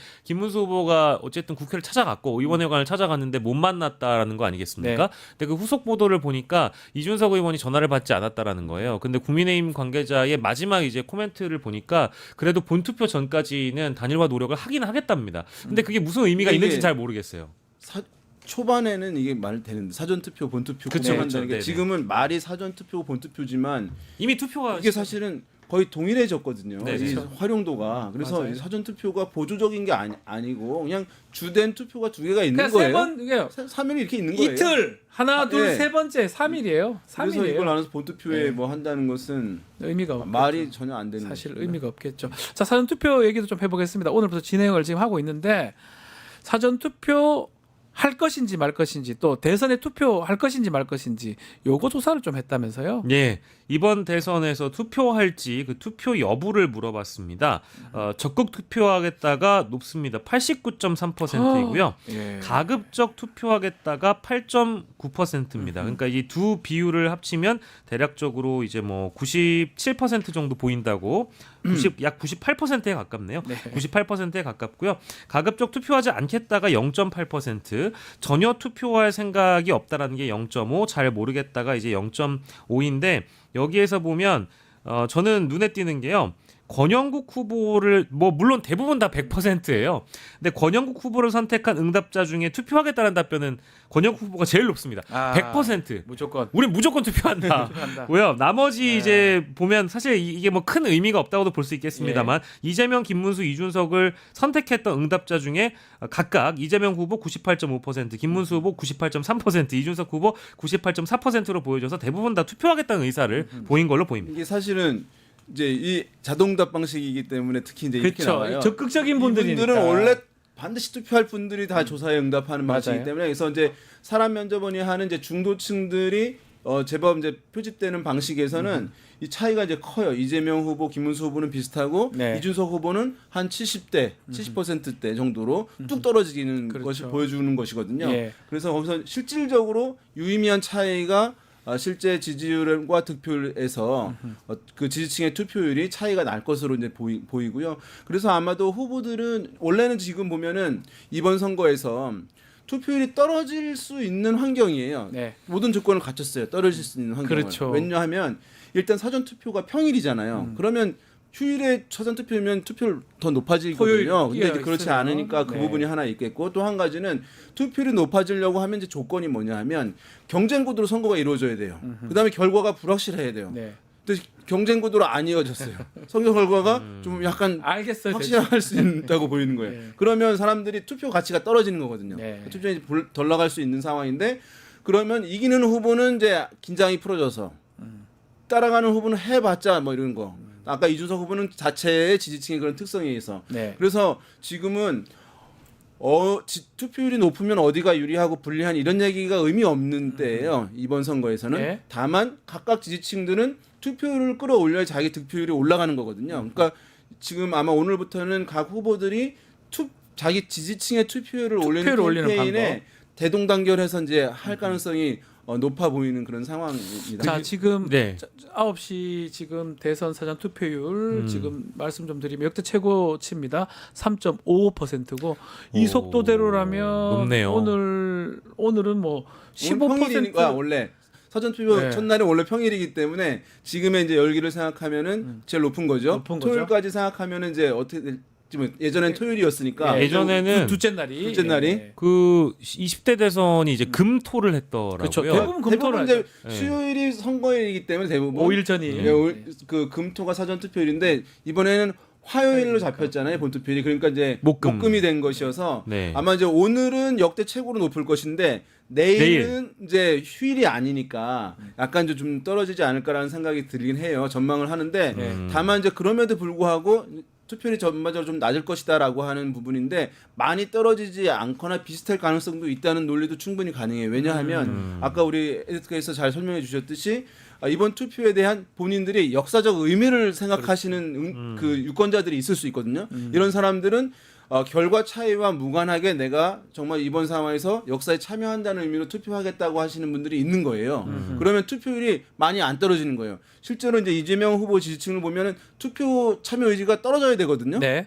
제일 높아요. 다른 지금 상황이 후보에서. 그래요. 그러니까 이제 그 이재명 후보를 통해 가지고 투표하려고 하시는 분들 같은 경우는 그런 의미에 대한 부여를 좀 하고 있는 것 아닌가라고 하는 이제 분석이 가능한 상황이어서 그럴 경우에는 투표율이 덜 떨어질 가능성이 있다는 이제 말씀드릴 수 있겠습니다. 지난 대선이 이제 77% 나왔는데 이번에 이제 그 뭐 물론 사전 투표율 첫날에 지금 이 시각에 이 투표율을 가지고 뭐 아주 정확한 전망을 하기 어렵죠. 굉장히 어렵지만 예. 지난 대선과 유사하거나 조금 더 높아질 가능성도 있을 것 같아요. 그러니까 왜냐하면 워낙에 이 투표에 대한 관심이 지금 높아진 상황이고 저희가 이제 적극 투표층이 어느 정도 되는지는 지금 여론조사로 좀 봤잖아요. 네. 실제로 다른 조사들에서도 좀 높게 나오는 네. 부분들이 있어서 그렇게 됐는 그러면 이제 누구의 지지층의 투표 참여율이 더 높았냐에 그게 따라서 중요하겠죠. 이재명 후보는 만약에 여론조사에서 50%가 안 됐을 경우라도 득표율에서 50이 넘어갈 수도 있는 거예요. 만약에 이제 그 지지층이 적극적으로 다 나왔다고 왔다면, 한다면 거의 다 나왔다면. 전반적으로 지금 보면 이제 이재명 후보는 과연 이제 득표율이 50%를 넘어갈 것이냐, 김문수 후보는 과연 40%를 넘길 수 있을 것이냐, 이준석은 득표율 10%를 넘길 수 있을 것이냐에 따라서 승패 여부와 무관한 의미 부여가 가능한 상황이에요. 그렇죠. 50% 넘으면 굉장히 의미 부여 더 가는 거거든요. 그 다음에 이제 김문수 후보가 40 넘었다고 한다면 선전했네. 결집했네. 근데 이준석 후보 두 자리 쓰면 이제 좀 유력한 정치인 반열에 올라갔는데 될 수 있는 상황이기 때문에 근데 이 세 가지가 모두 다 달성 불가능해요. 합하면 100이 넘어가잖아요. 그러니까 한두 명은 달성을 못 하는 거예요. 제가 2명 달성 못 죄송합니다. 아니 뭐 다른 예. 방송에서는 막 이제 그 출연자분들하고 진행자분들하고 내기도 하시더라고요. 우리 말 나온 김에 우리가 투표율만 얼마 정도 나올 것 같아요? 지난번 투표율이요? 77이면 저는 한 78 정도 나올 것 같아요. 우리 한 76 정도 생각하는데 좀 더 낮게 나온단 말씀이시죠? 사실 75도 높은 거거든. 너무 77도 높은 거고. 예. 호주 같은 경우가 막 90% 되는데 그런 의무 투표제예요. 안 하면 페널티가 있어요. 네, 맞아요. 근데 이게 페널티가 없는 상황에서 한국은 이제 OECD 중에서 굉장히 높은 탑 클래스거든요. 이거 더 높아진다. 저는 77로 가겠습니다. 행운의 77. 왜냐하면 이번에 이제 어쨌든 빛의 혁명을 통해서 굉장히 또 젊은 분들도 거리의 시위에 동참하는 모습을 보여줬잖아요. 근데 사실 또 그렇게 따지고 보면은 역결집한다고 해가지고 보수층에서도 아스팔트 극우 보수 이제 이런 층에 동의하는 또 젊은 층도 분명히 거리에 나오긴 했거든요. 그러다 보니까 이게 어쨌든 선거의 양태라는 게 지난 대선의 어떤 결집 양상과 동일하게 보여질 것 같아요. 과거에 이제 진보가 열세일 경우에는 하도 안 되니까 안 나가는 경우들이 있었어요. 네. 2007년에 대선이었죠. 정동영 후보 MB 두 사람 할 때. 근데 이제 지금은 진보가 우위고 보수가 이제 약간 열세잖아요. 그런데 그럼 어르신들은 보수층의 주된 이제 지지 기반인 어르신들 같은 경우는 상황과 상관없이 투표하는 비율이 높으신 부분이니까 떨어지더라도 많이 떨어지지는 않을 것이다라고 하는 전망이 가능하겠습니다. 자, 마지막으로 정당 지지율도 한번 살펴주시죠. 네, 이번 주 정당 지지율을 보면은요. 더불어민주당이 44.7%, 국민의힘이 34.8%, 그리고 개혁신당이 8.8%, 민주노동당이 2%, 그 외 다른 정당 1.8, 없음이 7.2%로 나왔습니다. 자, 개혁신당 지지율이 눈에 띕니다. 그리고 뭔가 양당의 민주당, 국민의힘 지지율이 조금 격차가 줄어드는 모양새고요. 이거 다 결집 현상 등등으로 봐야 되겠죠, 대표님? 그렇죠. 이게 지금 개혁신당은 어쨌든 이준석 후보가 계속 나오는 것이니까 그러면은 지지한다고 얘기하고 후보들 지지율에 좀 따라가려고 하는 부분들 있는 거고 지금 민주당은 이 정도 정당 지지율이 사실 50% 나올 수 없거든요. 근데 40% 중반대라고 한다는 것은 이제 이 수준도 높은 것이라고 할 수가 있겠고 국민의힘은 제가 봤을 때는 이 조사 방식에서 한 40 정도는 돼야 평소에 정당 지지율을 가져가는 거예요. 근데 국민의힘 정당 지지율이 지금 35%도 안 되잖아요. 빠져 있다는 거죠. 그러니까 국민의힘의 원래의 지지층들 평소에 국민의힘을 지지한다고 얘기를 못 하는 상황인 거예요, 지금. 그러니까 국민의힘 지지층 후보가 이 지지율도 안 나고 정당 지지율도 떨어진 상황인 거예요. 그러니까 이른바 이제 보수 결집 자체가 안 되는 상황이 지금 선거가 오늘 시작되는데 불구하고 투표가. 그래서 보수의 김문수 후보는 갇혀 있고 대선에서는 반드시 중도의 바다로 가야 되는데 가지 않고 선거가 끝날 것 같아요. 이번 김문수 후보는 그냥 박근혜 전 대통령, 이명박 전 대통령 만나고 본선에서 그런 경우가 없거든요. 그러니까요. 그래서 납득하기 좀 어려운 그런 행보인데 여기 그 개혁신당 지지율 상승세는 저는 저희가 이제 중요한 지점을 또 빼놔가지고 사실 대선 후보를 내지 않았던 조국혁신당 자체를 이제 조사에서 누락을 시켜놨기 때문에 아마 이제 선택지 없다 보니까 또 이제 군소정당 중에 개혁신당 후보를 낸 이준석 후보 덕분에 이런 지지율이 나왔던 것 같습니다. 알겠습니다. 자, 오늘 방송 여기서 마무리하겠습니다. 두 분 말씀 감사합니다. 고맙습니다. 내일은 최인호 인미의원의 최타임, 또 김종대 의원의 최강 디펜스, 또 세계화 K도 준비되어 있습니다. 내일도 많은 시청 부탁드리겠습니다. 시청해주신 여러분 고맙습니다.